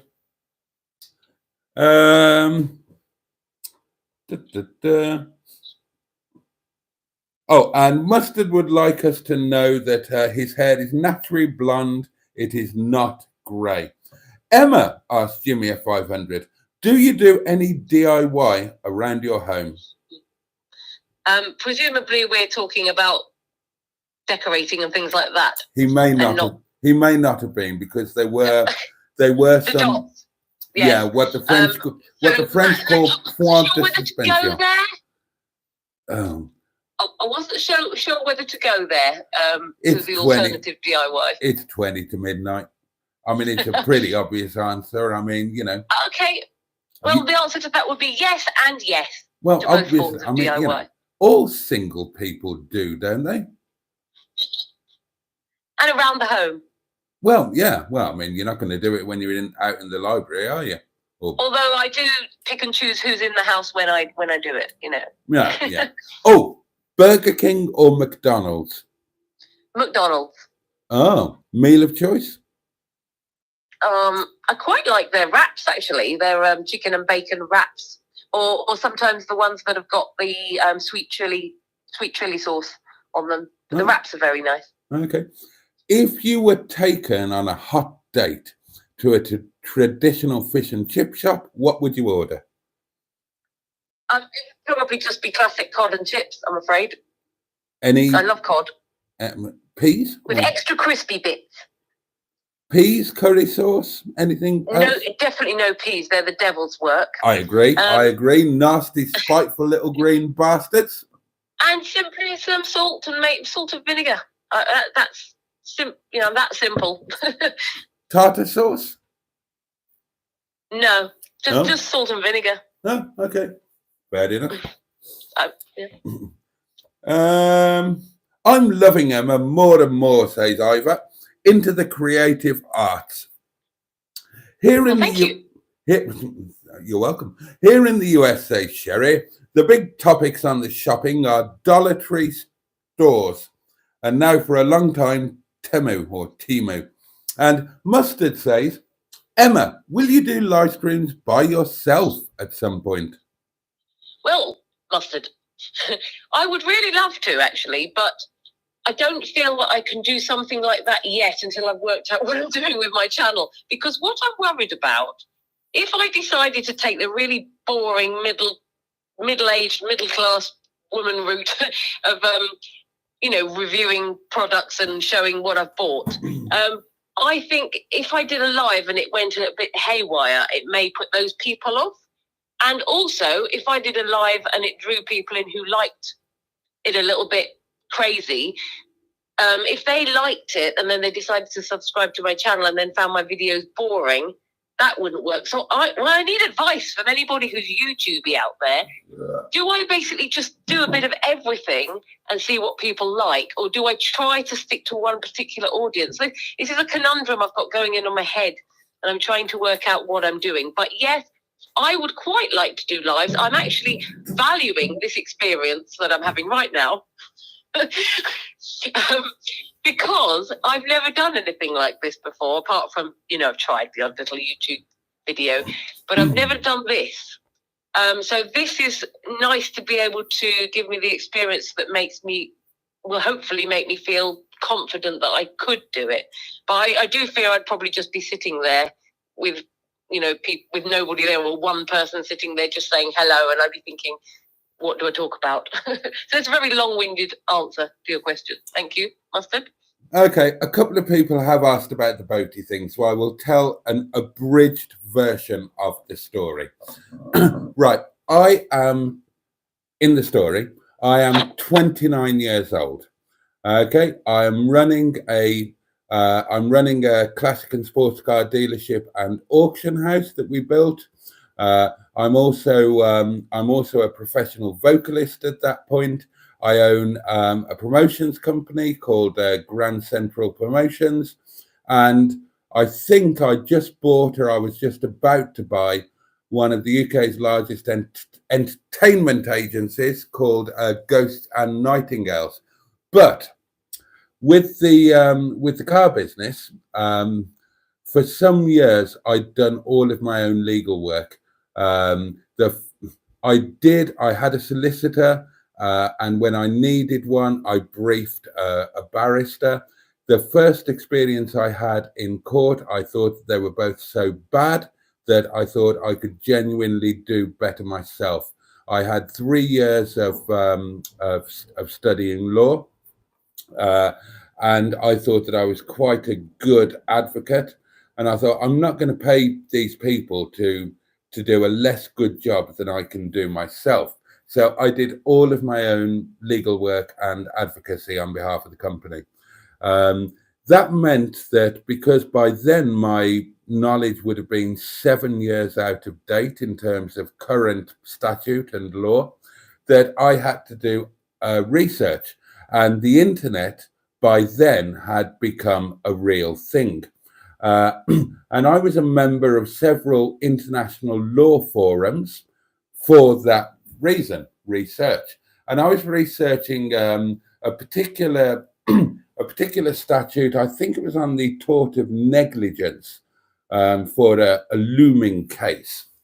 And I was on an international forum, and I was chatting with somebody who owned a couple of law firms in America. And that chat developed, and then we started chatting privately, and it transpired that she was a rather glamorous lady of an age not dissimilar to my own. And we started a bit of the old flirty private chat. Now, my 30th birthday was coming up. And a day or two before my birthday, she said, "What are you doing for your birthday?" And I said, "Nothing." Now, at this point, I hadn't had a day off work for 8 or 9 years. I literally worked 365 days of the year, including Christmas Day, New Year's Day, not a day off. And so she said, "What are you doing for your birthday?" And I said, "Oh, nothing really." And she said, "Come over and I'll buy you lunch." And I thought, initially I thought, don't be silly. And then I thought, well, why not? Why can't I do these things now? I've got money. I'm not tied to work. I can be. So I thought, bugger it. So basically, a day or two later, I flew out to Chicago. So this unknown lady, I mean, I say unknown, we'd exchanged pictures and that sort of thing, could buy me lunch. And she picked me up from Chicago O'Hare in something brand new and convertible and powerful, and took me for lunch, which was lovely. And while we were in the car, she was playing me her favorite music that she had in the car, generally speaking, and it was a Jimmy Buffett album. I'd never heard of Jimmy Buffett. And over the space, and the date kind of the lunch turned into dinner, and that turned into breakfast, and that turned into more things. I basically didn't bother going home. I stayed there. She lived in a beautiful penthouse apartment on North Lakeshore Drive. It was like a different world to me.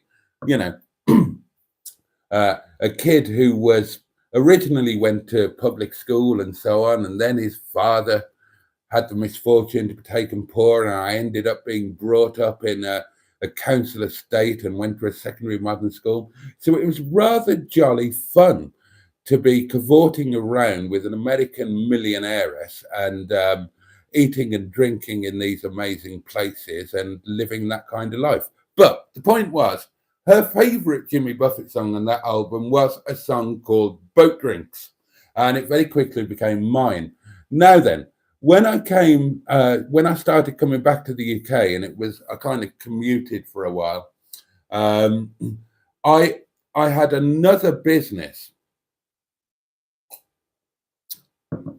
which was selling NOS, new old stock, European top-level European cycling componentry that I was selling via eBay, which was a new thing then, to the expanding collectors market in the US and the Far East. And in those days, there wasn't an ebay.co.uk. There was only ebay.com. Trace, you'll know this. And when .co.uk was launched, they launched a power washers program, and mine was one of the first businesses, or amongst the first, not the very first, to kind of be on there. And with eBay, you have a username. And so I took the username Boat Drinks, because that was a song, it had connections, blah, blah, blah.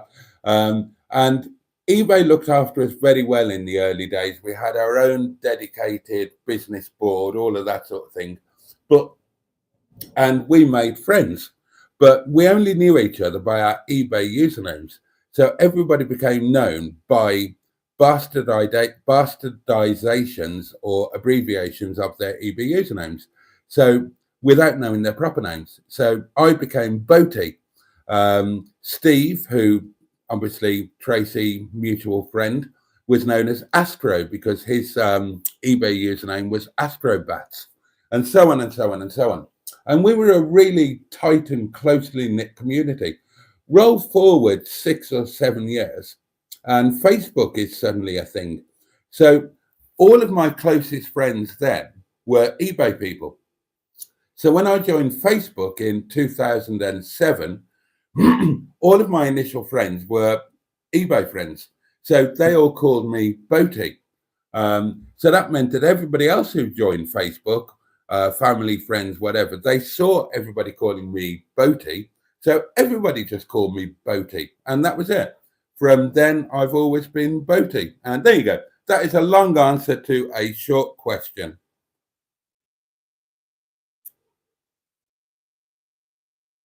Has everybody gone? Am I here on my own now? Well, thank you for providing that detailed description. Although I do believe from the comments that Tracy said there is actually a YouTube video out there, I think, that explains it. So yeah, but it's the same explanation. Where do we get to in the old comments? Well, I think you were reading out people's questions, but I was answering questions rather than looking at the comments, so goodness knows where. I think Trace had said, Emma, YouTube Boat Drinks and listen to it, imagining Boaty sailing off to America with a lovely lady. That's the TLDR version. Don't know what that means. Is Boaty really Tyler? Asks Andrew. I don't know what that means. Simone says, I have no idea why he's called Boaty. Hopefully you do now. I need to know why you're called Boaty, says Sherry. I thought it was your last name till just the other day. And Simone says, Emma, records or CDs? And you can carry on now, M11. Well, I like records and I tried to collect them for a while, but unfortunately, funds don't, run that far. So, yeah, CDs usually off eBay. I prefer records, but CDs for convenience and they're cheaper. Where are we up to? Right. Andrew Buttergeek says, Boaty is setting up the first date. Jimmy F500 says, that's why I paused in my question, lol. Not quite sure. I think I'm losing. DIY. DIY. What people were talking about. Sorry? DIY.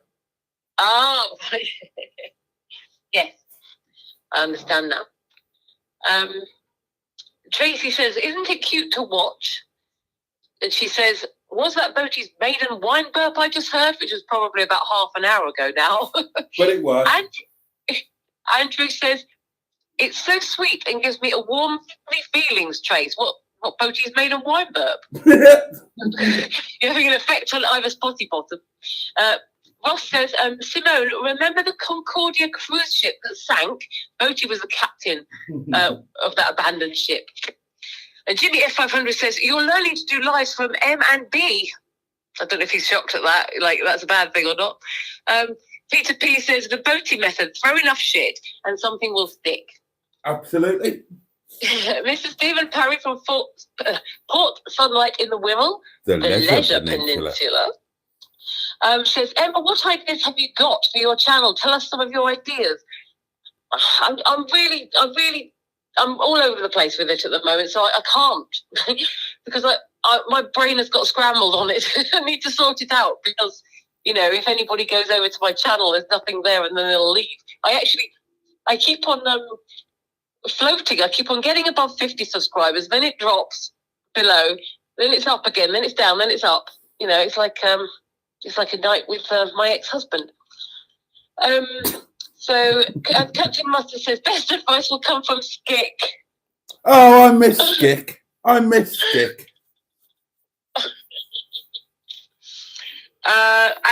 says 10%. I'm not sure what that's in relation to. No, I'm not sure either. Hurry up, I've got candles to blow out. God, You've not blown them out yet? That's going to take a while at his age. Mean to him. He's a good boy. He is. He's lovely. He's one of my favourites. I'm quite fond of him too. Yeah, you get very fond. You do get very fond of him. The Greenwood says she's laughing at Captain Mustard. Andrew Buttergeek says, don't know if this is an urban myth, but apparently the interweb was developed by the boffins to share naughty lady pictures. It really wasn't. It's just that if you develop anything you like, somebody will turn it to that sort of thing.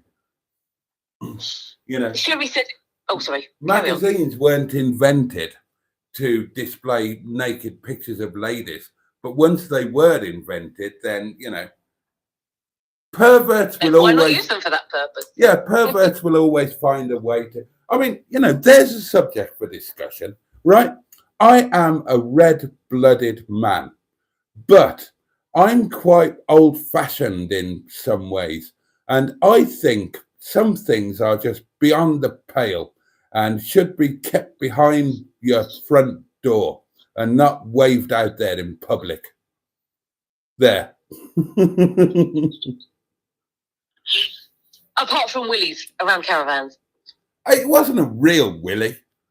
Well, Neil, who's a very nice man, he apparently helicopters his, doesn't he? Yeah, again. Not in public, only in private. Yeah, but we only know that because Sophie told us. Yeah, pics or it didn't happen, Sophie. I think, no, please, no pics. I think he winged her with a particularly enthusiastic whirl. That's his new party trick. Yeah. And then Sherry says, if you're able to afford, this advice for me, if you're able to afford to buy things and then display them and even sometimes model them, if it's clothes, etc., you can make money at it eventually. Yeah, that's why I wanted to do it, Sherry. I've seen other people doing it and having thousands of subscribers and making lots of money. So I thought, well, why not give it a go? But it's not very exciting, is it? So I want to have a bit of a fun twist on it somehow. I'm not quite sure how, though. I'm still thinking about it. Do we have any dollar stores in the UK? Yes, we have things like Poundland. And yes, I know, people do videos of things they've bought in Poundland and people watch them. I've even seen people do videos where they literally go through their bin and show all the things they've got in their bin. And people are interested. I used up this bottle of shaving foam the other day and, I thought it was a brilliant shaving foam and people are watching. I mean... Yeah, but would you get any pleasure out of doing that sort of thing? Okay, you might earn money, but would you get any pleasure out of it? Well, exactly. I'm not going to do or satisfaction. Pardon? Or satisfaction, if not pleasure. No, I'm not going to do that, but I've seen people doing that. It seems like there's a massive market out there for people who want to watch what people have used and what they're using. Right, I've got a brilliant suggestion for you, and you would make a fortune. You would become incredibly famous and you would make a fortune. I guarantee it. I'm all ears. Right. By complete mischance, you have been thrown into various communities of people where there is an inherent interest in cars. Possibly particularly modern classic British cars. Right. And you know absolutely nothing about them, correct? That's correct, yes. The most I know about cars is whether it's red or blue. Yeah, right, yeah. And you are a lady, correct? I was the last time I looked. Yeah. And you have breasts. Would that also be correct? Yes. Right. Then all you need to do is to make a channel where you say, I'm a lady with breasts and I've been thrust into a community that's all about cars, and I quite enjoy this community, but I know nothing about cars. So I'm going to try and find out a bit about them and why all of the members of this community are so fascinated by the blasted things. Make videos about that and you'll make a fortune. I guarantee it. Yeah. The only problem with that, of course, is I can't drive, so I don't think I would get the excitement out of cars that other people do, because I can't then drive a car and say what I think of it. Well, you could put a slant on that. Life in the passenger seat. Everybody does videos about driving cars. You could do videos about being driven in cars. Well, it's a thought, but I think I would have to discuss it a bit more, because I can't at this minute see exactly how it would work. But yeah, maybe. Because having no experience or interest in cars up until now, I'm not quite sure how I would strike up excitement and enthusiasm for them. Which is the best modern British car to put makeup on in? It's a mirror test with M11. I'm not a makeup person, though. I mean, I wear a little bit because I've, worked out how to put makeup on, but I don't really. I'm not an expert on makeup or anything like that. It would have to be. I mean, yeah, it would have to be. I don't know. It's something I'd have to think about. Okay. It's an interesting idea, but at this minute, I can't. I'd have to think about it. I've lost where we are in the comments. Well, Andrew said, is it that one? Yes. Ross said, Andrew, another fun fact. The first YouTube video was the creator at the zoo. Title was A Day at the Zoo. Oh, is that true? That's awesome. And Tracy says, I thought it was a military thing, but most online tech gets developed by the adult community, adopting it and enjoying it until the company decides it wants it to be mainstream. That's directed at Andrew. Charles Brown says, Sherry, we have the famous Poundland, and Andrew Buttigieg agrees. Poundland, Sherry, I think in Australia we have, or had, a chain of shops called the $2 shop. Things cost a little more there. Ross says, and a reject shop. Tracy says, me on eBay was Rainbow Craft, also known as also known on the boards Rainbow. Yep, I remember that. I've gone scrolling down a bit because I scrolled down and it shot me to the end. Right, Andrew says, I didn't know that, Ross, YouTube video, and yes, the reject shop. And he goes on to say, I wasn't far off the mark then, Trace. I'm just taking a drink of water. Mm. Only water.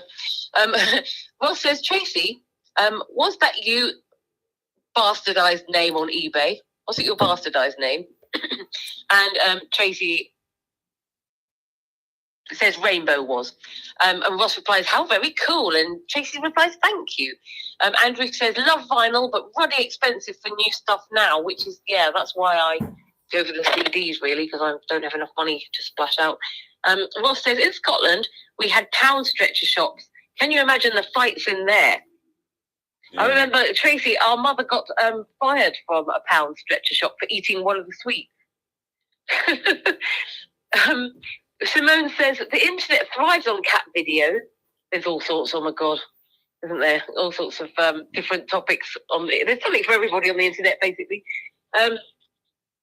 Tracy agrees. Black Line said, Emma Lemon, so it's directed at me, the wonderful me. Your voice reminds me of Anna Foster from the Tony Horn in the Morning radio show up in the Northeast back in the late 90s. I will have to look that up because I don't know what that is. Sherry says, by the way, this morning I kept hearing Boaty's voice repeating over and over Emma's name. Okay. M11. It really happened. I'm addicted to the accents, as I mentioned once before. Oh, are you having dreams about our voices, Sherry? Quite lovely. And Ross says, Black Lines, no, I still say Sarah Beanie. I don't think I sound like Sarah Beanie. Andrew says, Boaty is old school. He gets his porn from the sex shop wrapped in a brown paper bag, usually £5 worth. I don't do porn. Never have. Does nothing for me. Black Lions replies, that's a good shout, Dino Dad, yes. And Sherry says, yeah. Sherry says, Emma, just try to pop on your channel and do a live stream, even without noticing anyone, and maybe something will come of it right away there. Just introduce yourself and ask people what they're into, which is a good suggestion, which I will consider. I think like I say, this is a good experience for me to get the confidence to do that on my own. So yeah, I might do that eventually. There's a lot of willy waving going on while I'm reading through these comments. Being slapped in the face by your own willy. Is it that big? No.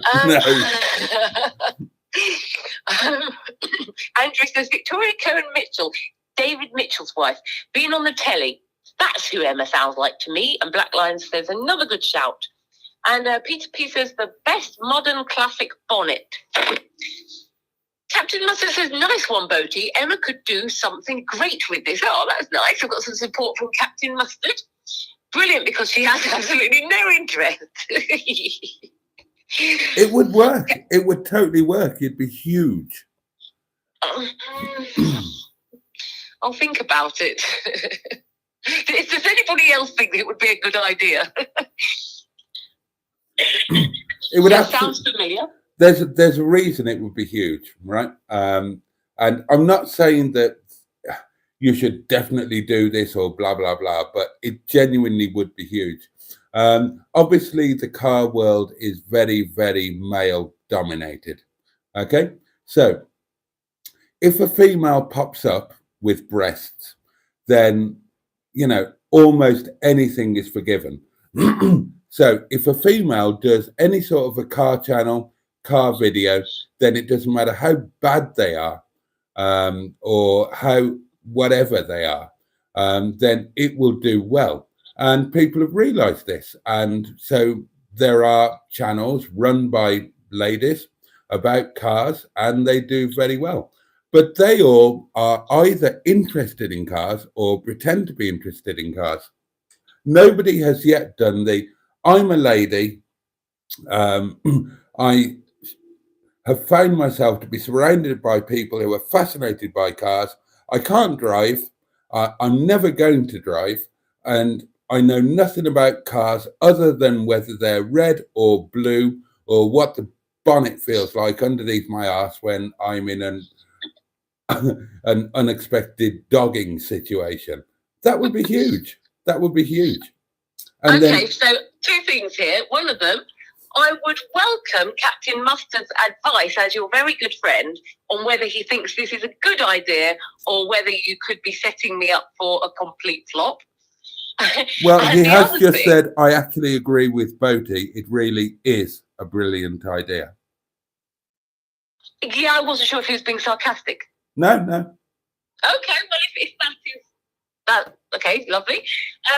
And the other question is, could I do something like that alongside everything else? So could I have like that as a series running and then have another series on the other things I was thinking of doing? Or or would it not work like that?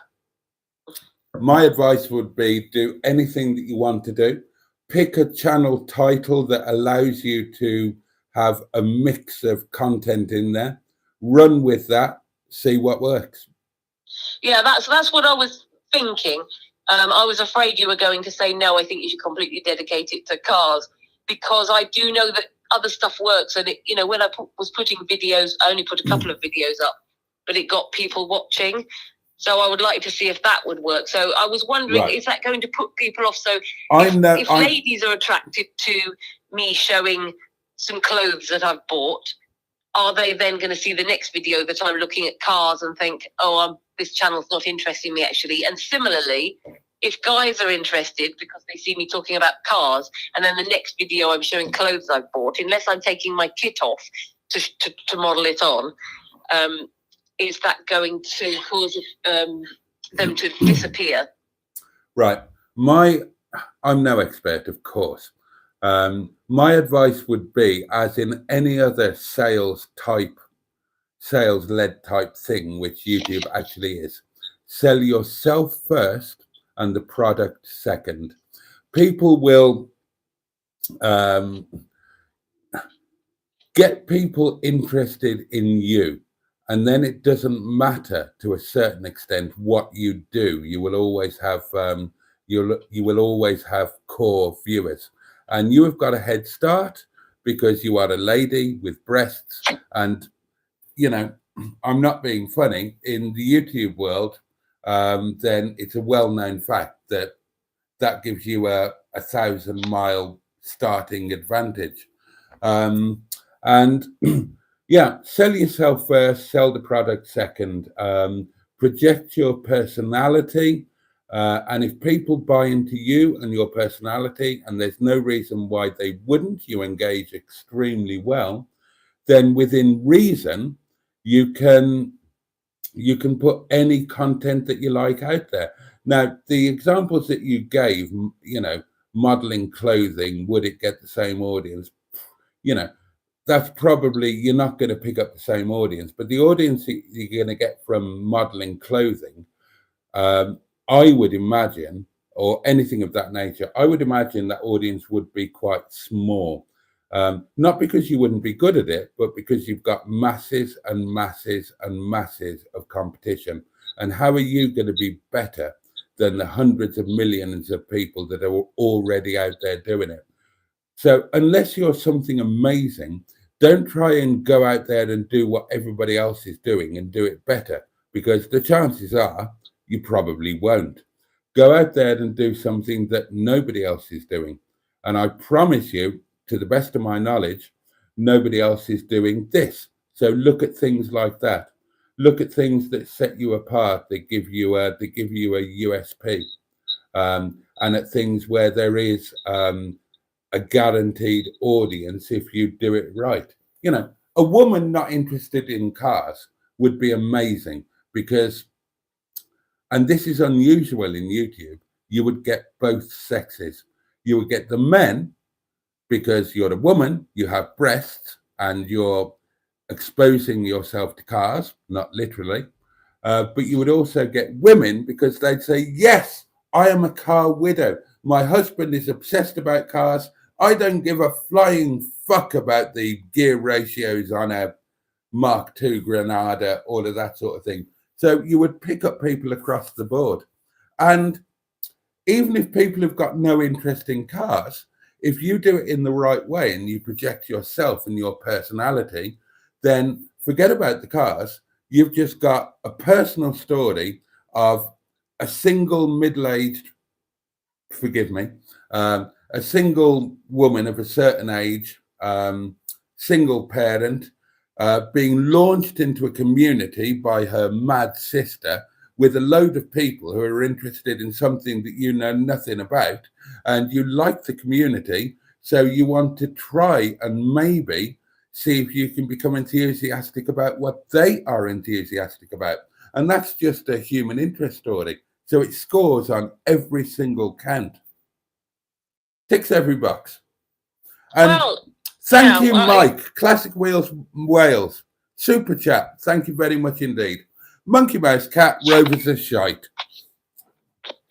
I guess you're not selling one at the moment, Mike. Sorry, M11, carry on. No, I was going to say it's an interesting idea, but obviously I think I wouldn't know where to start, so I might need some guidance from you guys. Well, that's the point, isn't it? You don't know where to start. So that would be your first video. So, but I wouldn't know where to go, what to do. I wouldn't know exactly. I would definitely need some guidance. Right. Okay, here's your guidance. Your first video would be, right, and even use some of this live stream. Take some of the footage from it. I'll teach you how to do it if you don't know. And say, right, hi, I'm Emma. I'm trying to start a YouTube channel because X, Y, Z. I don't know what to do about it. This happened. Thanks to my mad sister, I got involved with blah, blah, blah. And their idea is that I should do this, blah, blah, blah. Watch this bit of a video. It will explain. There's a mad guy giving me a suggestion. Where the hell would I start with that? What would I do? How would I do it? I haven't got a car. I don't drive. What would I do? And there you go. There's your first video. Well, it's an interesting idea, and I'll definitely give it some thought. I mean, I can see in the comments that people are saying they think it's a fantastic idea too. Only because it would work. And they know it would. Yeah, but you need to also remember that all you guys are very much into cars, so you can see the excitement in it. Whereas I'm worried that I would start doing it, and halfway through I'd be thinking, why have I taken this on? Because you want to make some money from home. You want to have a successful YouTube channel. And yes, I guess, yeah. All of these people who are interested in this thing are saying, yeah, we would like to watch that. Well, like I said, I will give it some thought, and I'll have to, yeah, have a chat about it and things. Take your I don't know where we're up to in the comments now, to be honest. Oh, Christ only knows. And it's kind of late, isn't it? We've overrun our time. Classic Wheels Wales has done a green thing. He has, and I've £5. And I've said thank you very much indeed. Oh, I didn't know if you'd said that already. Sorry. She said red or blue, says Black Lines. Everyone knows the best colour is silver. Peach P says white gold is number one. Actually, I'd agree with that. Trace says, I would love to do the disinterested car things videos, but I have no one here to play with. Tracy, don't take the suggestion for yourself. It would genuinely work if somebody, it might not be for you, but if somebody actually did that, the disinterested car girl, something like that, it would just be huge. I know it would. Tracy's going to run off with the idea now before I get to start. Somebody should. I agree that you do sound like, I agree with Ibra Spotty Butty. You do sound exactly like Victoria Cohen Mitchell. That's a no from Emma. I'm guessing about that idea. Boaty says Jimmy F500. Boaty is turkey slapping himself. Oh, and yes, that's why he levitates. Oh, I see. Peter P says it's not that big, but it's detachable. Yes, Emma, says Trace in capital letters. Disinterested car reviews would be hilarious. I actually agree with Boaty. It is a brilliant idea. Hilarious, says Andrew. Does this car seat suit my ass? Is there a mirror? Can I get a prescription windscreen? A very good idea indeed, says Peter P. Then Mike very kindly sent a super chat, and we were talking about you today, Mike, me and Mustard. Hope everything's good, mate. You know where we are. Why not get the wonderful M11 doing a car sales video for you and Captain Mustard, says Stephen Paddy from Port Sunlight in the Will, which is, of course, the Leisure Peninsula. Hi, Mike. Lovely to see you, says Mustard. Hi, Trace. All good. Thanks, Hun, says Mike. Cars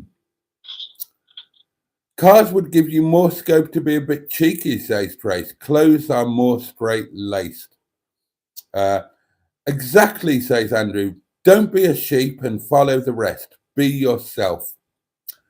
Oh, Mike's up Mustard's Way next month and he's going to pop in. That's cool. Is there enough room in the back to, says Jimmy at 500. Definitely do it, says Classic Wheels Wales Mike. Definitely do it, Emma. Men will watch it anyway, plus the classic car world needs it, and women, plus the classic car world needs women to do YouTube. And women would watch it too, because they would get the perspective of, oh, my bloke's, absolutely obsessed by cars. I couldn't give a shit about them, and I don't know anything about them. It would do every box. Oh yes, says Trace, and it crosses the channels too, cutting in the footage, the exciting car things, and the why is this even exciting? Lol. Mustard says most of Boaty's ideas are shit, but this one is brilliant. Sherry says, I don't know if this would be of any help, Boaty. You might know this or want to know this. There are televised auctions of classic cars here, and I've got into watching them. Can you see them in the UK? I don't know if they're doing them now, Sherry, but what I can tell you is that I used to run a classic car auction house and showrooms, and as far as I'm aware, mine was the first one that was televised worldwide. I had the good fortune, and I worked hard for it, to sell off the Sir William Towns estate, a very important car designer for those who don't know. And I was entrusted by Lady Towns to sell off the estate, which was considerable, and it involved a lot of very exciting and very expensive and really important car companies, prototype cars. Oh, the list goes on and on and on. And that auction of mine was televised literally around the world. So I'm sure they're doing it now, Sherry, but I'm pretty sure that I was first. I'm not into cars, says Mike. They've just made me money for 40 years. Cars bore me. We're all not just into cars, Emma, says Andrew.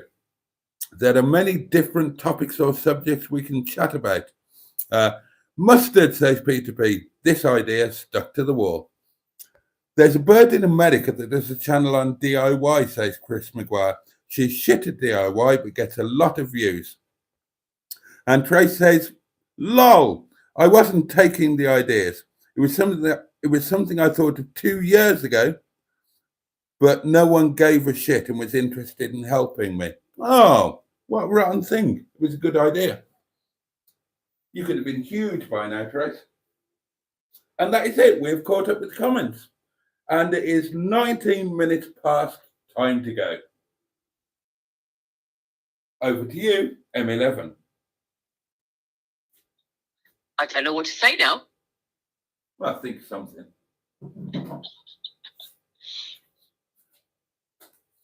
What are you going to do when you put the phone down? Go for a wee. Okay. Anything to eat? Anything to drink? Well, I don't know. I haven't got any. I'll probably get ready to go to bed, I guess. It's late. But, I don't have any major plans. What are you going to do, Boaty? Well, I have got a curry to eat from Istanbul.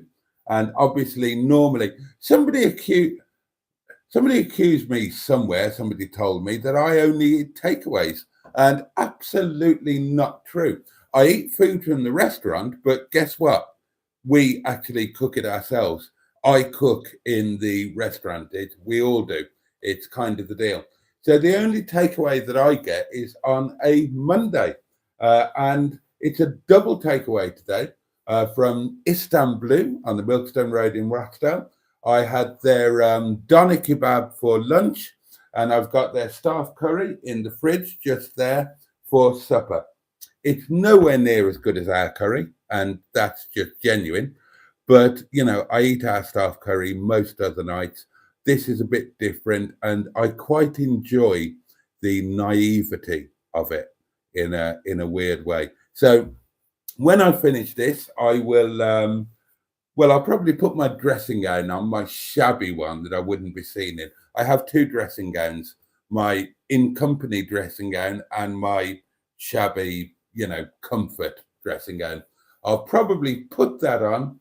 I'll start organizing my curry supper, and I will watch a couple of YouTube videos that I've from favorite channels of mine that I've got to catch up on. I'll have a quick look at my socials, see how my old YouTube channel is doing. Oh, I will change the name and details on this live stream. I'll give it a title. I'll add it to the live stream playlist. I will monetize it because I never monetize it prior. So when you're live, you don't see adverts. But as soon as it's finished, then I monetize it. So anybody who watches it afterwards can help me and now the M11 by watching the advert and leaving your knob alone and not skipping them. And on that note, a massive thank you to Mark and indeed to Mike for your super chat tonight. It's massively, massively appreciated. Thank you very much indeed. I'm off to bed now, says Simone. Good night, everyone. It is time. Let's all start saying our good night, shall we? Where are we? Oh, I got up to there, didn't I? Night, Emma and Boaty, says Jimmy a 500. Peter P says, nighty night, looking forward to Emma's world. Andrew says, stay on the line, Emma. Boaty will read you a bedtime story. He won't. Boaty needs to get to bed. Boaty's knackered. Woohoo, says Trace. We made it to the end, guys. See you all tomorrow at 8:30 p.m. on Mustard's live stream. And might see some of you elsewhere in a bit, because I'm a fluffy thing like that. Oh, okay. That's 8:50 p.m. by the way, not 8:30. All right, okay. Mr. Stephen Paddy from Port Sunlight in the Wirral, which we know and love as the Leisure Peninsula. Oh, yes. Says, thank you to the wonderful M11 for doing this wonderful Monday night live. Oh, wait, no, says Trace. He's still talking. This could get messier yet. It won't. I'm confused, says Sherry, about the showing of the breasts. There's been televised hearings of the Trump persecutions and lawyers' review, and female defense attorney did a fantastic job, but is known now more by some for her breasts. That's because men are shallow, perverted idiots, Sherry. Unfortunately, it's a generalization, but it is true. Simone's off to bed. The flash again, says Andrew. There's no chippy in the foothills of the Himalayas. Sign for the restaurant, says Ross. I'm going to screenshot that. I like that. Before I go, says Simone, host the show on Emma's channel once a week. There you go. Good night, everyone, says Mustard. And good call, Simone, says Trace. And M11, I'm going to hand it over to you to say good night. Well, okay then. Thank you, everybody, for putting up with me once again. I hope that people like this new format, because once again, I feel I have gone charging in to something I never knew anything about 2 weeks ago. And I don't want to be viewed as trying to take over. I'm very conscious that people come here to see Boaty and not me. But I do value the experience. So thank you very much for listening to me waffling on and putting up with me. Hit that like button. If you hit the like button and there's enough likes, I will know how you feel about it. And don't hit the dislike button. Yes. So I hope everybody has a lovely evening, the rest of the evening, whatever's left of it, has a lovely day tomorrow. And if Boaty will have me, I shall return next Monday for more fun and frolics of a smaller variety. On screen. It won't just be your voice, though. We'll get to see your delectable face as well. So, yes, I'll just take this opportunity to say good night, everybody. I think we all like you, Emma, says Captain Mustard. And Ross says, good night all, Boaty and Emma, and thanks for the birthday wishes. You are a great bunch. Andrew says, a very good night, Boaty, Emma, and everyone. It was a wonderful live stream. Ta-ta for now. And, oh my goodness, 36 people have tickled that like button. I think you ought to hit. Well, hopefully. There we go. So next Monday, then this is all going to be a lot more professional. We will have had ideas in advance, and there will be a split screen thingy if we can work out the doing. So you will get to see us both, and it's all just going to be generally wonderful and amazing. And who knows, by then, the wonderful Emma could already have become a viral sensation in her own right, for all that we know. Yeah, so I think that's it. It is, God, it's midnight, midnight, darlings. midnight. Midnight. You must be knackered. The numbers are dropping down. I need to eat and get some sleep, and I'm sure the lovely M11 does too. So, shall we end it at that? I think we should. And on that note, well, good night, M11. Thank you so much for co-hosting. Thank you very much, and good night, everybody, and good night, Boaty. Good night to you, my lovely. So, please, all of you, have yourselves a safe and peaceful night. Have the best day that you possibly can tomorrow, and be sure to take every little bit of joy everywhere and in every way that you possibly can. And if you would be kind enough to join me again tomorrow night for Tuesday Night Live, 11 o'clock here on this channel, I would be incredibly grateful. Thank you again to Mark and Mike for the super chats. They mean the world. They genuinely make a difference. And thank you all for your time and your indulgence. And another very special thank you to M11, and just so much love to all of you. And that's it. Good night. Hopefully see you tomorrow. And M11 and I, as a partnership, will see you again next Monday. Right, that's it. Bugger off to bed, the lot of you. Go on, be off with you. Pachoo and indeed, bosh. Much love.